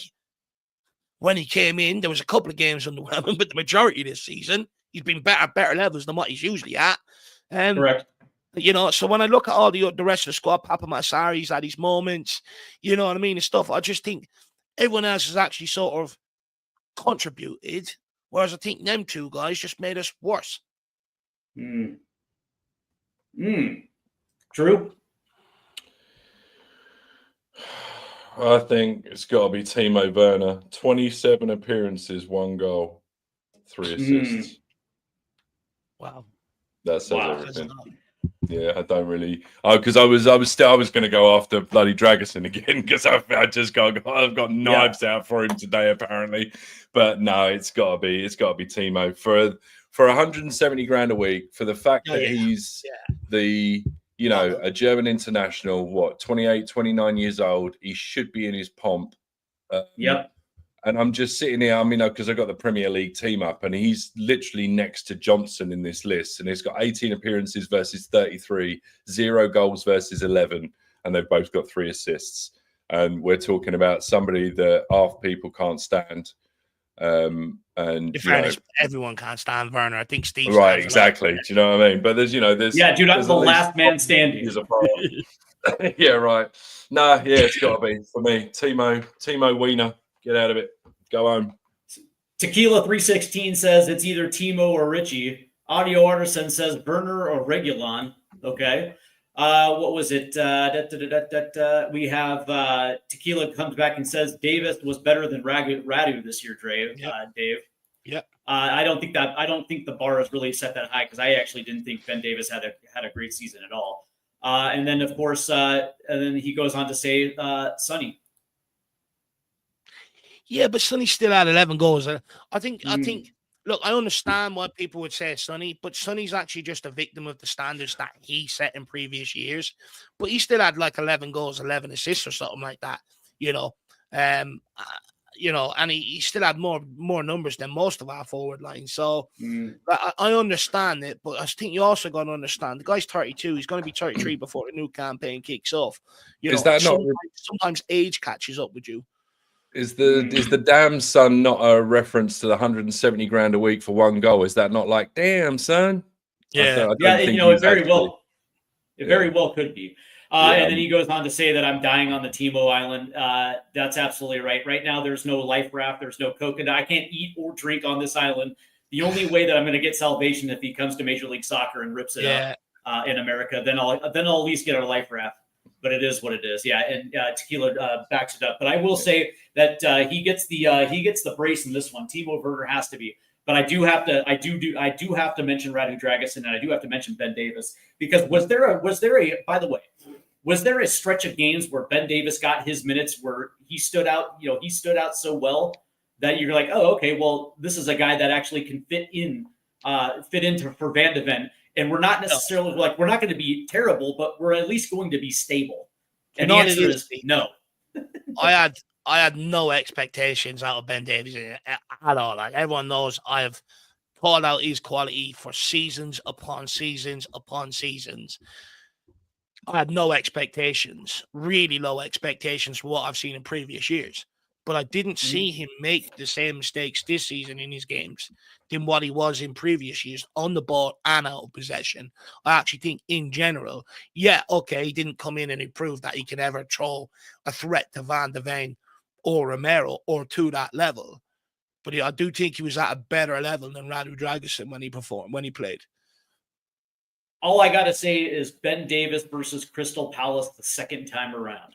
At home against Crystal Palace, and that entire right flank for Crystal Palace was open the entire for at least 60 minutes. And Ben, not only was it Jed Spence who had a bad game, but Ben Davis also had just an absolutely atrocious game trying to stop the overlap of Crystal Palace down that right. That was just unbelievable. But it's got to be Timo Werner. Go ahead. And you have the shocker against one of the West Ham goals as well. Ben Davis and Spence just in La land, and Davis didn't come over and cover, and Spence didn't drop back. I think that was one of those ones as well. It's just kind of what it is. But it's got to be Timo Werner, and I think it. And it sucks to say it that he's kind of sweeping the shitty side of the draw, but it is what it is, right? Contributions in the starting 11% of the time that we saw him there. When it comes to minutes, he only contributed 15% of the time with the minutes that he was giving. And then, of course, goal contributions, he only contributed 5% of his minutes were on the goal contribution side when he actually had a lot of opportunities to put the ball in the back of the net. And we're talking about a player that was making 165 pounds a week on loan from Germany. It has to be Timo Werner. There was bad, but this was absolutely just unbelievable. Like I don't think I've ever seen a player at the Premier League level this bad, and it sucks too because I actually like Timo Werner, but it is what it is. All right, last category. This is Player of the Year, not valuable because we already said Brendan Johnson. This is the best player of the season. Pedro Porro. Do you know what it is with Pedro Porro? I just can't overlook the large part of the season where he was just destroyed down that side.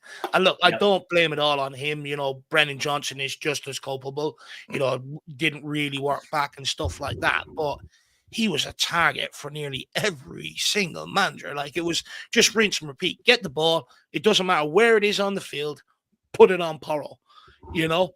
Like, don't get me wrong, going forward, he's contributed a hell of a lot this season. You know, I think, what was it, 8 goals, 3 assists, something like that for a fullback. That's pretty good numbers. You know, and I'd argue he's probably the best technical right back in the Premier League now that Trent's gone, in terms of overall ability, passing, corners, free kicks, crossing the ball, shooting the ball, and stuff like that. But I just think defensively he let himself down so much this season. But saying that, is you know, what I've always liked about Porro is he's always uploaded videos and he's always spoke about in interviews about how much recovery he does at home himself and extra work he does at home himself. Is there any wonder he's managed to stay fit all season? Can you say the same for maybe some of the players that have picked up multiple injuries this season? And I think there's a massive benefit. You look to Cristiano Ronaldo, one thing he was famous for, doing work at home, recovery at home, always fit, always available, never carried injuries. You know what I mean? I think there does be a lot to said about his attitude in general. I think a lot of, if I'm a young player, I'd be looking to get round to his house and find out exactly what he's doing, because he stayed fit all season long. I think he deserves, you know, immense respect for that. You know, you live your life right, you get a good long career, right? You know, you play most games every season, but I just can't overlook the amount of times he was piss poor defensively. And not only balls over the top or balls stuck on him, one-on-ones he was being rinsed at times. And yeah, sometimes you could put that down to tiredness, but I'm just not sure just availability is enough. Look, they do say, you know, availability is the best thing you can offer. But for me, I just think large parts of the season defensively underwhelming. Yeah, I mean, go on. Sorry, Stu. I was going to say that now, does the fact, Dave, that Pedro Porro played his best football at the right time count for anything? Because he finished the season actually brilliantly. And of course, you know, that I think it was that the final goal against Bodo Glimt to get us into the final. It was that, you know, that cross that really was a cross, but it ended up going in. I mean, when I think about that first leg against Bodo, that 60-yard dime that he hit to James Madison, it seemed that, you know, Pedro Porro played his best football when it mattered the most. Does that overshadow the fact that you're absolutely right? There were times where he was left on an island and was absolutely atrocious. Yeah, look, but this is the whole thing with Pedro Porro. I think, you know, like I don't think the abilities in question. It's just, you know, look, and the thing is, I'm not too surprised. You know, one thing I think gets overlooked when it comes to Pedro Porro is when Postecoglou walked in here and said, I'm going to play you right back. He done an interview where he said, I've never been asked to defend in my life. You know, I've always just been asked, play right wing back, get forward. You know, I have to learn this. I have to learn it all, you know, what he's wanting and stuff. And I don't think people take that into account. And sometimes I'm forgetful of that. But it doesn't mean he can't do it. And the fact that like to your point, when he steps up and there's a need to, he's proven he can actually do both sides of the game. But if he wants to become that next level, and if he wants to maintain his place in the Spain squad or even cement it for the next few years, that's the next step he has to take. He has to deliver that consistently over the course of a campaign. And that's just sometimes what irritates me a little bit about Pedro Porro is, like, I know he can do it, but, you know, sometimes I don't like the idea of anyone going, oh, I can go out here today and take my foot off the gas. Even if you're a top pro, you never go out there with taking your foot off the gas. Even if everybody else is, you're still trying, you know? And that's the reason why I can't put James Madison in this category. It's the exact same reason. He's close. He's another one. David Clark chimes in and says, my player of the season because he made the least mistakes and because, let's face it, nobody deserves this award, but I go for Kevin Danso. That's interesting. We also have Audio Artisan who's saying possibly Vicario. Brilliant. I think, look, I think when he came back from his injury, I think, you know, he really struggled to hit you know, even some of the saves and, you know, before his injury, he's pulling off great one-on-one saves you're thinking, oh, this one's going in. He makes saves you don't expect him to make. But I think coming back from his injury, I think, he didn't really, he was getting himself into trouble for game upon game with the ball at his feet, trying to play out from the back, coming out behind the likes of Chris Wood instead of in front of him and stuff. I think, look, in general, I like Vicario. I think he's a good goalkeeper. I think he's probably one of the best shot stoppers in world football. But again, there's just hasn't been that consistency all season. Look, I hate to say it, but I think, again, I'm veering more towards Brennan Johnson. I struggle to really put anybody else in there. I just think, you look at the big moments, he even stepped up in the final, and I just think, again, you look at terms of who was the most consistent in a very inconsistent season for everybody. Well, Johnson was consistent at one thing, and that was putting the ball in the back of the net, whether I like it or not. Don't get me wrong. Like I said, I still have my reservations about every other part of his game. But he did do one thing consistently well, and that was score goals. Here's the thing. Adrian in the chat said Kulusevski, and there could be an argument here because when we talk about consistency, we talk about leadership, and we talk about work rate. Dejan Kulusevski for the first, granted, I will say that when he came back from injury, it took him a while to get up to speed, and he never really did because then he suffered that season-ending injury. But before he ended up coming off the pitch for the foot injury, he probably was our most consistent player. Now that doesn't necessarily reflect in the goals and the assists, by the way, all the way through. Yeah, all the way through. I mean, he probably was our best player. And again, it didn't necessarily reflect on the score sheet. But that being said, from a leadership standpoint, and by the way, when he did go down, there was a massive void in that midfield three. Yeah. I just, when it comes to Player of the Year, when we talk about it, yes, we can also talk about value. But that being said, I think that from that leadership position, the guy who is going to step up when adversity hit the most. And Dejan Kulusevski was there every single time to be that focal point, to be that leader. He didn't take matches off like James Maddison.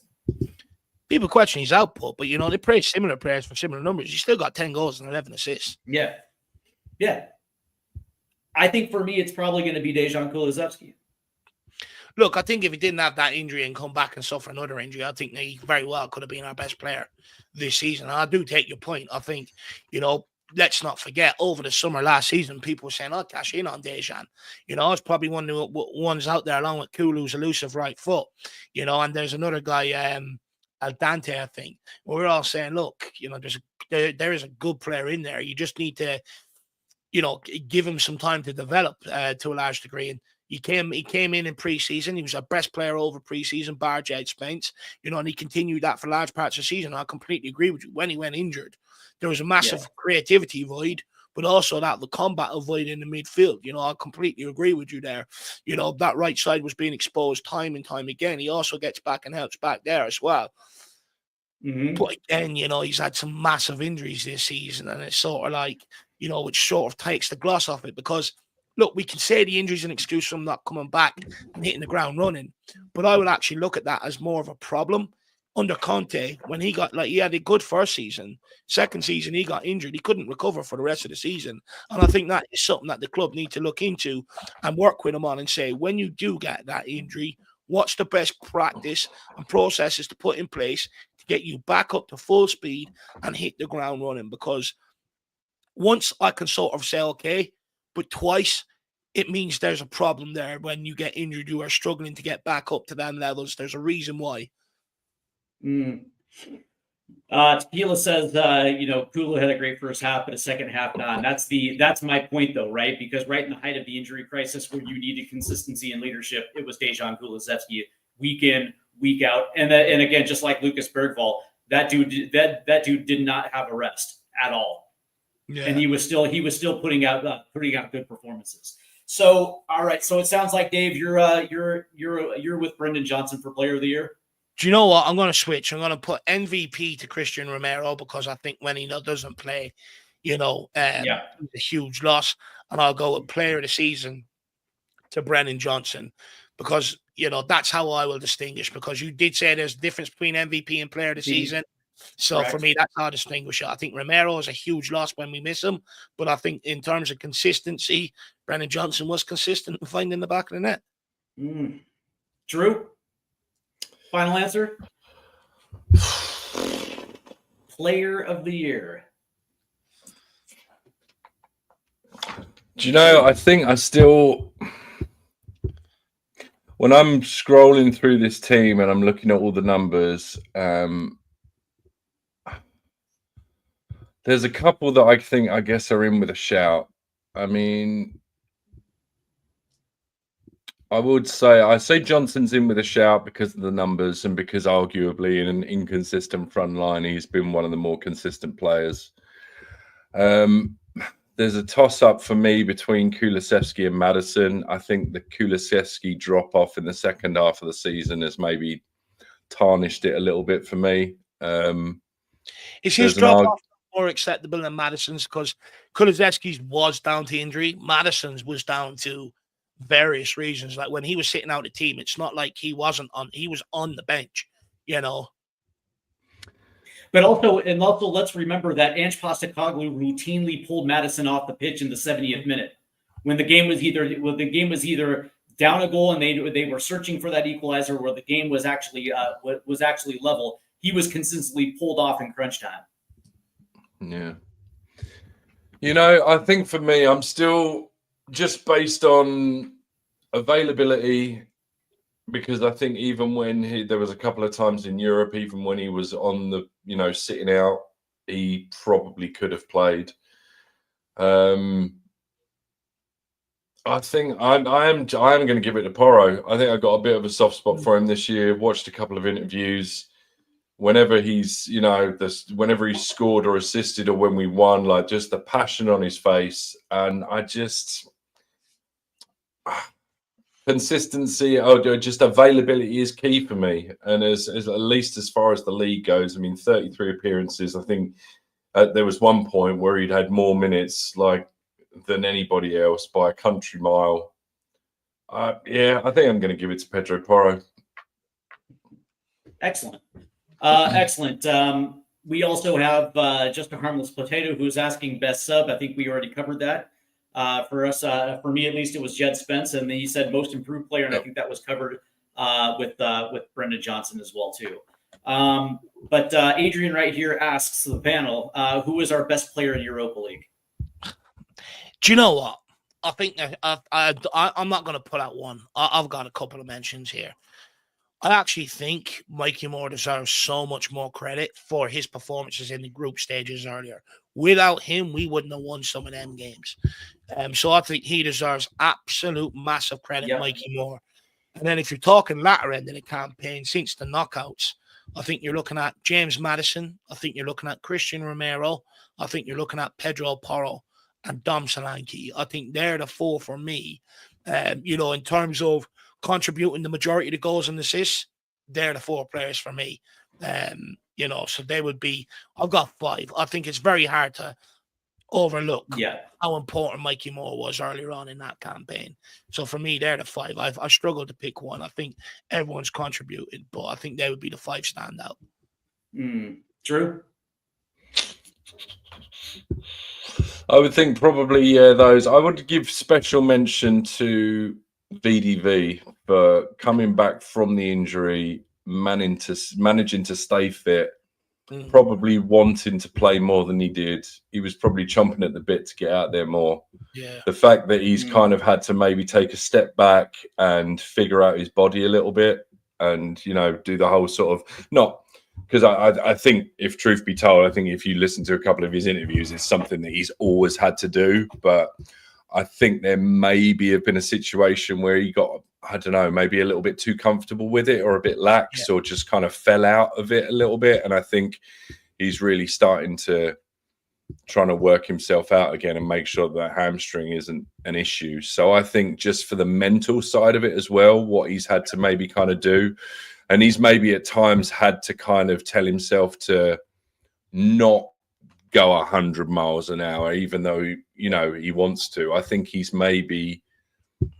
shown a little bit more calmness than I thought he would. So I think he deserves a bit of a special mention, just for obviously what he's been through. It's probably rough as well, because in the back of his mind, I'm sure it's always there for him, you know. So I think he's having to the fact that he's having to work, work in spite of that. I think for him. Can I just say something on that point? I think it's a great point you make. I think look, there would have been a large element up to Van de Ven's career now where he knew no matter what he's done, his pace will bail him out defensively. I think, yes, these hamstrings are a hindrance to him. If he can adapt his game where he can get out there and perform for the majority of the season, I actually think in the long run, as a defender, it's going to serve a purpose, because what he's going to have to do now is, Drew's right. There has been games there this season where he's had to alter what he's doing. Maybe can't make this run or can't make that run, etc. So now what he's actually having to learn is the game of football without the pace, and I think in the long run, it's going to serve him incredibly well. Yeah, he could if he gets to a point where instead of having to use 95% power to get himself out of trouble, he can use 60 to 70% of that pace to get himself in the position that he should have been in the first place, cut the angles off, become a little bit more clever, like Dave's alluding to.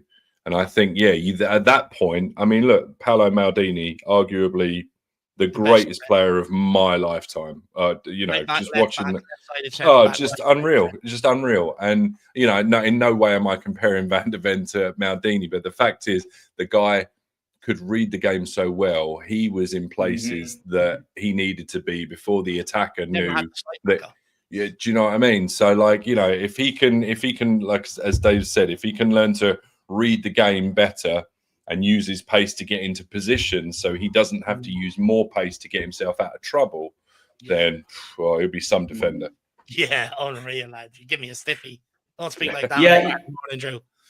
Yeah, and I can't really answer this question. I can't just identify one player, because I think down the stretch of the Europa League, I think that entire back five played their best football, and I think there's a case for each and every one of those players stepping up. And that, don't get me wrong, right? VDV's goal line clearance will always be remembered when it comes to that final. But that being said, it's also, Artie Arterson says Pap Sarr played his best ball in Europe as well too. You mentioned Mikey Moore, so I think this. I think really what it comes down to, I actually think this was kind of a total club contribution that ended up netting us this Europa League trophy. So. Yeah, I me personally, I can't necessarily identify one. I thought Jesus Christ, Pedro Porro, Destiny Udogie stepped up big towards the end there as well too. It's like, you can't necessarily isolate one to say this guy was. Exactly. In that double pivot, Betancourt played well as well too. And it also seemed to bring the best out of James Madison as well too, which was also kind of surprising as well too. So again, I just think this was a total club contribution to that trophy. Yeah, that's kind of the sad thing for me, boys, is that what we've just done there is kind of gone through players that were essentially what we would consider to be maybe our starting 11, or at least 8 or 9 of them. And I don't know, I think there might have been something to build on there. And the big shame for me is that we won't really get a chance to see season 3. But that's for another time, I'm sure. Even changing manager, the amount of reports come out that the squad is deeply unhappy with the decision to change Postecoglou. And that reports last night were circulating like the new manager's going to have a very tough job trying to get them all on side and stuff like that. So and that there are some players now making noise they want to leave. I put out a poll last night, and then someone responded with like 5 or 6 first team players, and it's sort of like, well, then that's the whole of our team gone then. What are we doing here? Do you know what I mean? Right. It's like, and that's if they want to be here, they can go. And it's like, yeah, but they're our best players. Like, football's not that simple. I mean, to apply that logic, how did saying that about Harry Kane get you? Where did that get you? Mm-hmm. You know what I mean? And that's the disturbing part about it, right? Because now you're not talking about putting the finishing touches on a project. You're actually talking about starting over 4 or 5 guys, a whole new one, which is going to take at least 3 summer transfer windows to get back to the position we're in right now. And that was the most disappointing aspect of Ange Postecoglou going, because with Paratici coming back into this team, you would think that there was going to be improvement on top of the core of players that I don't think we're really all that far away from actually being consistent cup contenders or pushing for the top 4 in the Premier League, getting back to where a lot of people think that we probably should be. And now that that's not going to happen, there's not going to be any momentum carried over into the next season. The continuity build by going through the season that we just went through, finishing it off with a trophy, and then carrying that momentum into the season 3. That's not going to happen. So we have no idea exactly how this thing would play off. And now essentially it feels like we're pretty much starting over from scratch. Yeah. Oh, yeah. Yeah. That's exactly what we're doing. The only way we don't start over from scratch is by the level of caliber of manager you bring in. You bring in a manager that's been there, done it, good, solid history in the game, a good long CV at clubs, then there is a realm of a possibility where the likes of Romero, who may be thinking, I might leave now for Franco or Silva comes in. All of a sudden, if you deliver a Klopp, or even Gasparini before he went to Roma and stuff like that, all of a sudden these players go, you know what, I'll give this a season, So there is an opportunity where we can still kick on and kick forward if you bring in the right manager to be able to do that. If you're bringing in a Thomas, a Silva or a Frank, that's a full reset and a full brand new project in a season where fans want us to go and compete in the Champions League, compete in the league, and try and deliver one domestic cups. I mean, we're in a fucking mess, please. We're in an absolute mess. We've spent this long and we brought in Postecoglou to build us back into getting into the Champions League.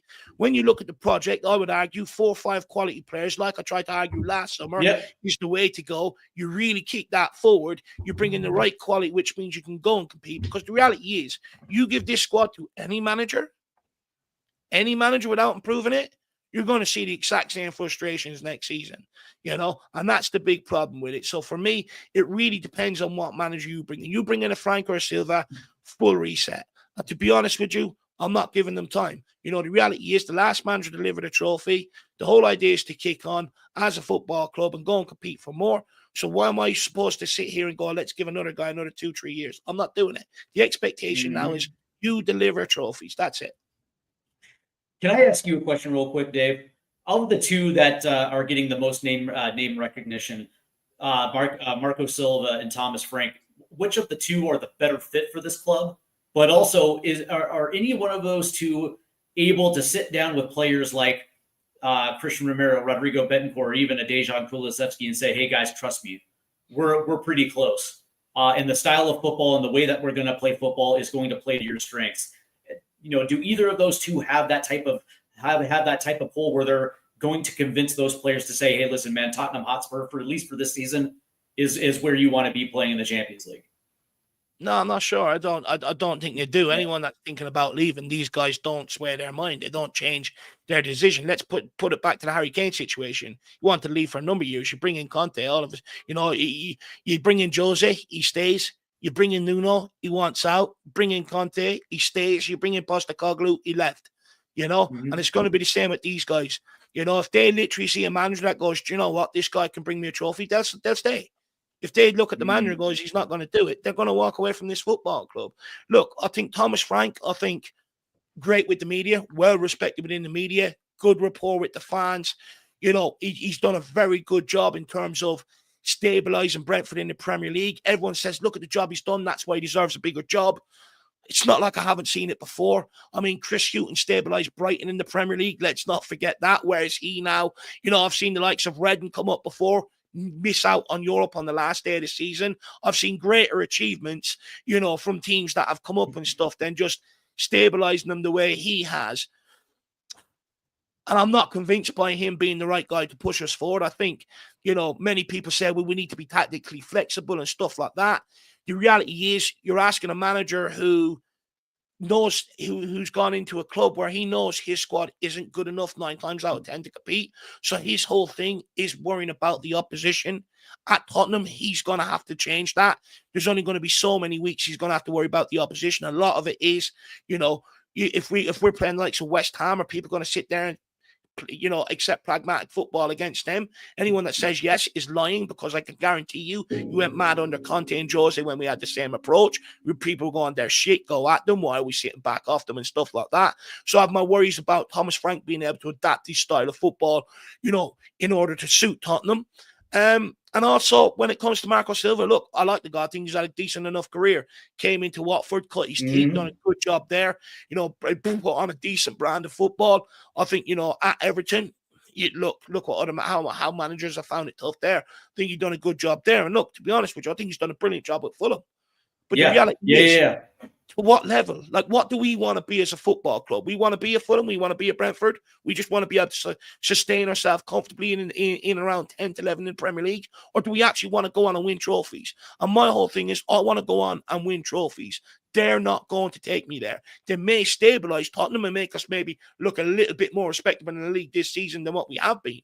But everyone that's sitting there moaning about league form now, if any of these come in, the cup competitions are going to be sacrificed. We might finish 8th, 9th in the Premier League. Them same people will be pivoting back to cup competitions.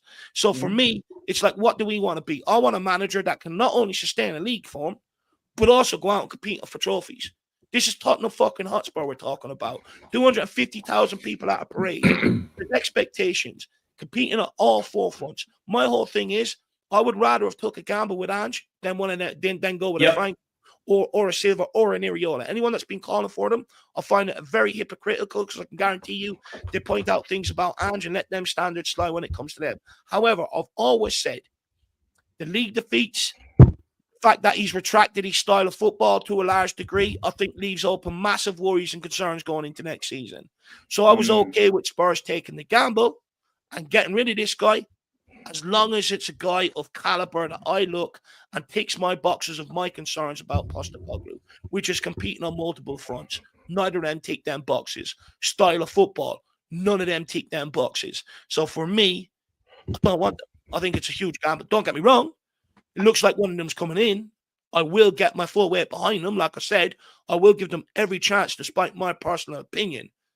But I worry. It's like, what do we want to be as a football club? Do we want to be like them and just stabilize ourselves in the league and be underwhelming elsewhere? Or do we really want to go and compete? And that's what I'm here to do, is compete.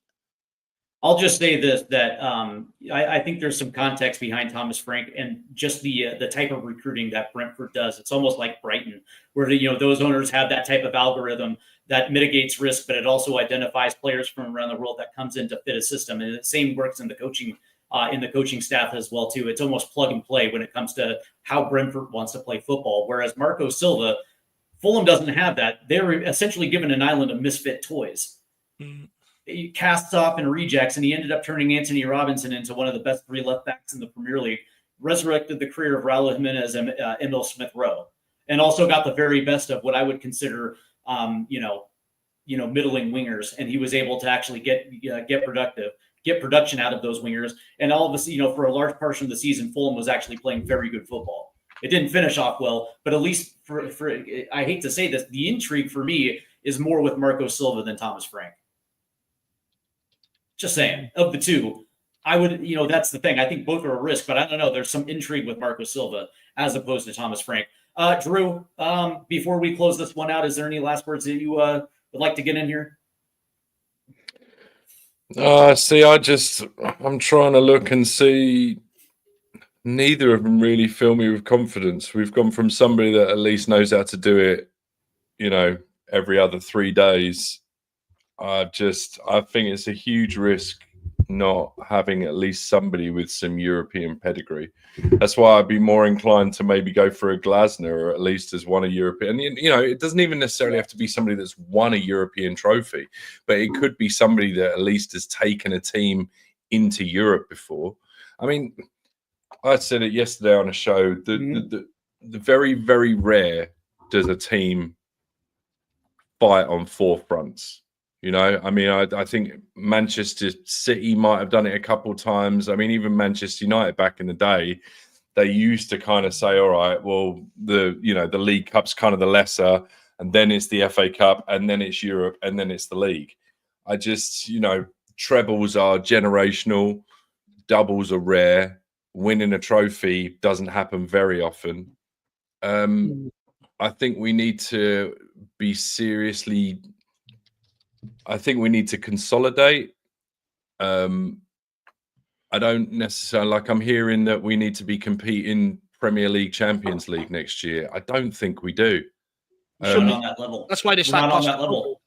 Well, I know, but I just don't think we're there, Dave. I think we've got to learn to run. I think we've got to learn to walk before we can run, and I think we run the risk of, I don't know. I think the stability, at least, that would have been bought by having the same face there, and then tactics. We'll never know if it would have worked, but I think there's something to be said for consistency. And I just think you've kind of ripped up the playbook and you're starting from scratch again. You've got players that you've got to try and bring on side.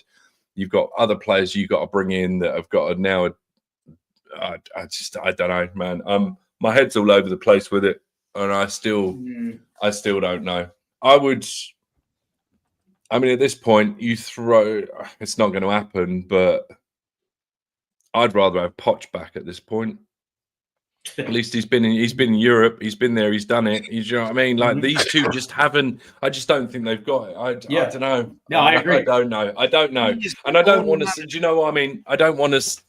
They're both very good coaches, obviously, and they might just do a Pochettino and come in and Somebody said to me yesterday, how are they going to get the chance if you don't give them the chance? So, they'll get my back in, whoever it is.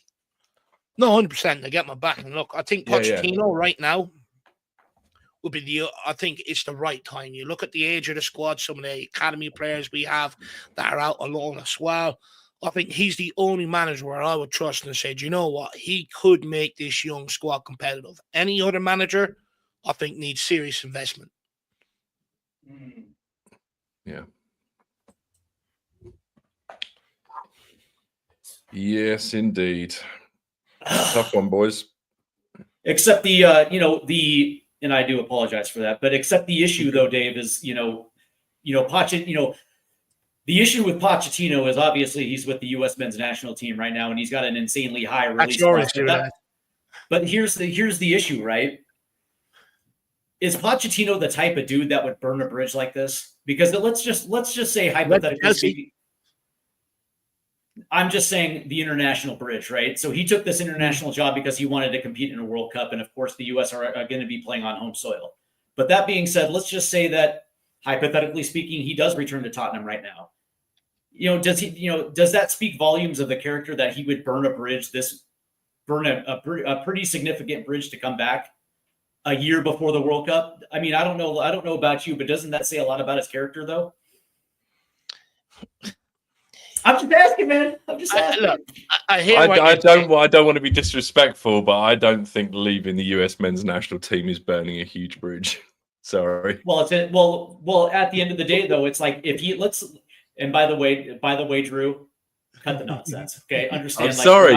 I'm sorry. We're not going there, my man. We're not going there, my guy. But the reality is, it's an international bridge, right? And he ducked out on a national team. And what happens, like in 5 to 10 years when he's done with club football and he wants to hang on with a national team, understanding that he burned a massive bridge before playing a World Cup on a home soil, leaving a national team in a lurch. I genuinely, do you know what? I'm sorry, Steve, but I think 10 years from now, in Argentina come calling, or any other team, national team in South America, or a couple of teams in Asia, I just don't. I'm sorry, dude. I don't. But then Barcelona comes calling, right? A year before a World Cup. He'd never go to Barcelona because of Espanyol. You get what I'm saying, though? I'm just saying. It's like, I don't know, man. I think it's poor form. That's all I'm saying. I hear what you're saying. I don't think it's right. It wouldn't necessarily be right. I just don't think it's as big. And understand what's on my wall right here. Look, I hear what you're saying, right? I do understand what you're saying, but look, at the end of the day, his heart will rule his head. If Tottenham come calling and they're serious, and he likes what he hears, he'll come home. He will come home. Look, I get it. It'll be a massive blow for you guys heading into the World Cup. I actually think you'll get that team performing well in the World Cup, But look, I just think if we come calling, he will walk away. I would be absolutely pissed a year before the World Cup. Now, granted, Tottenham would pay to trigger that release clause, and it's nearly $20 million. To his credit, I will say. Was that? Say it Well, again? to his credit, sorry, go on, Dave. What I'm were going to you say saying? if they're going to pay $9 million for Thomas Frank to buy him out of Brentford and his coaching team, I'd rather invest that money into Pochettino. Steve, I know you're taking him at all costs, Steve, but just tell him, just go and get in his ear and say, "Look, we need him." Right. In all fairness to Pochettino, I actually don't think he would do it. I think he Yeah, I is don't think he too would. honourable a man, and I think he will honour his contract with the US. I'm just saying I wouldn't be opposed to us dropping 20-30 mil to get him back if we absolutely had to. But yeah, he's too good of a man. He wouldn't do it. He wouldn't. Yeah, that's exactly right. I just think that it shows a massive character flaw. Not to mention the fact that we would be absolutely screwed. The U.S. men's national team a year before, like it's already bad. Just imagine if Pochettino ducks a year before the World Cup. It goes from bad to worse. Holy shit! Right. Yeah. All right. Well, that's gonna do it for us. I want to thank Dave for joining me this morning. Dave, what's happening on the Irish Hotspur? Well, look, first of all, I have to go and run some errands. I have to go and do a bit of food shopping and stuff like that. If I don't get that done, it's going to make my life a misery next week. So I really need to spend the day getting all that shit done. And then if I have time, I will run a fan show today. Tomorrow, you will not see me around this space because it's Father's Day. So I'm going to enjoy the day with my great man. And then after that, then you will see me. Drew, Spurs diehards, TTID.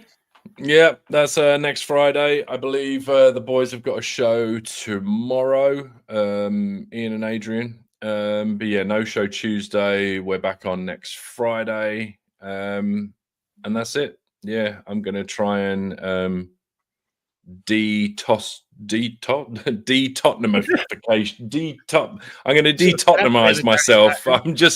I'm being anti-Tottenham for the rest of the weekend. I don't want to see, hear, or read anything about them. Whatever happens. I'm just going to wake up Monday and we'll just see where we're at. But yeah, I'm kind of sick of them for the rest of the weekend. I'm going to do something not involving this lot.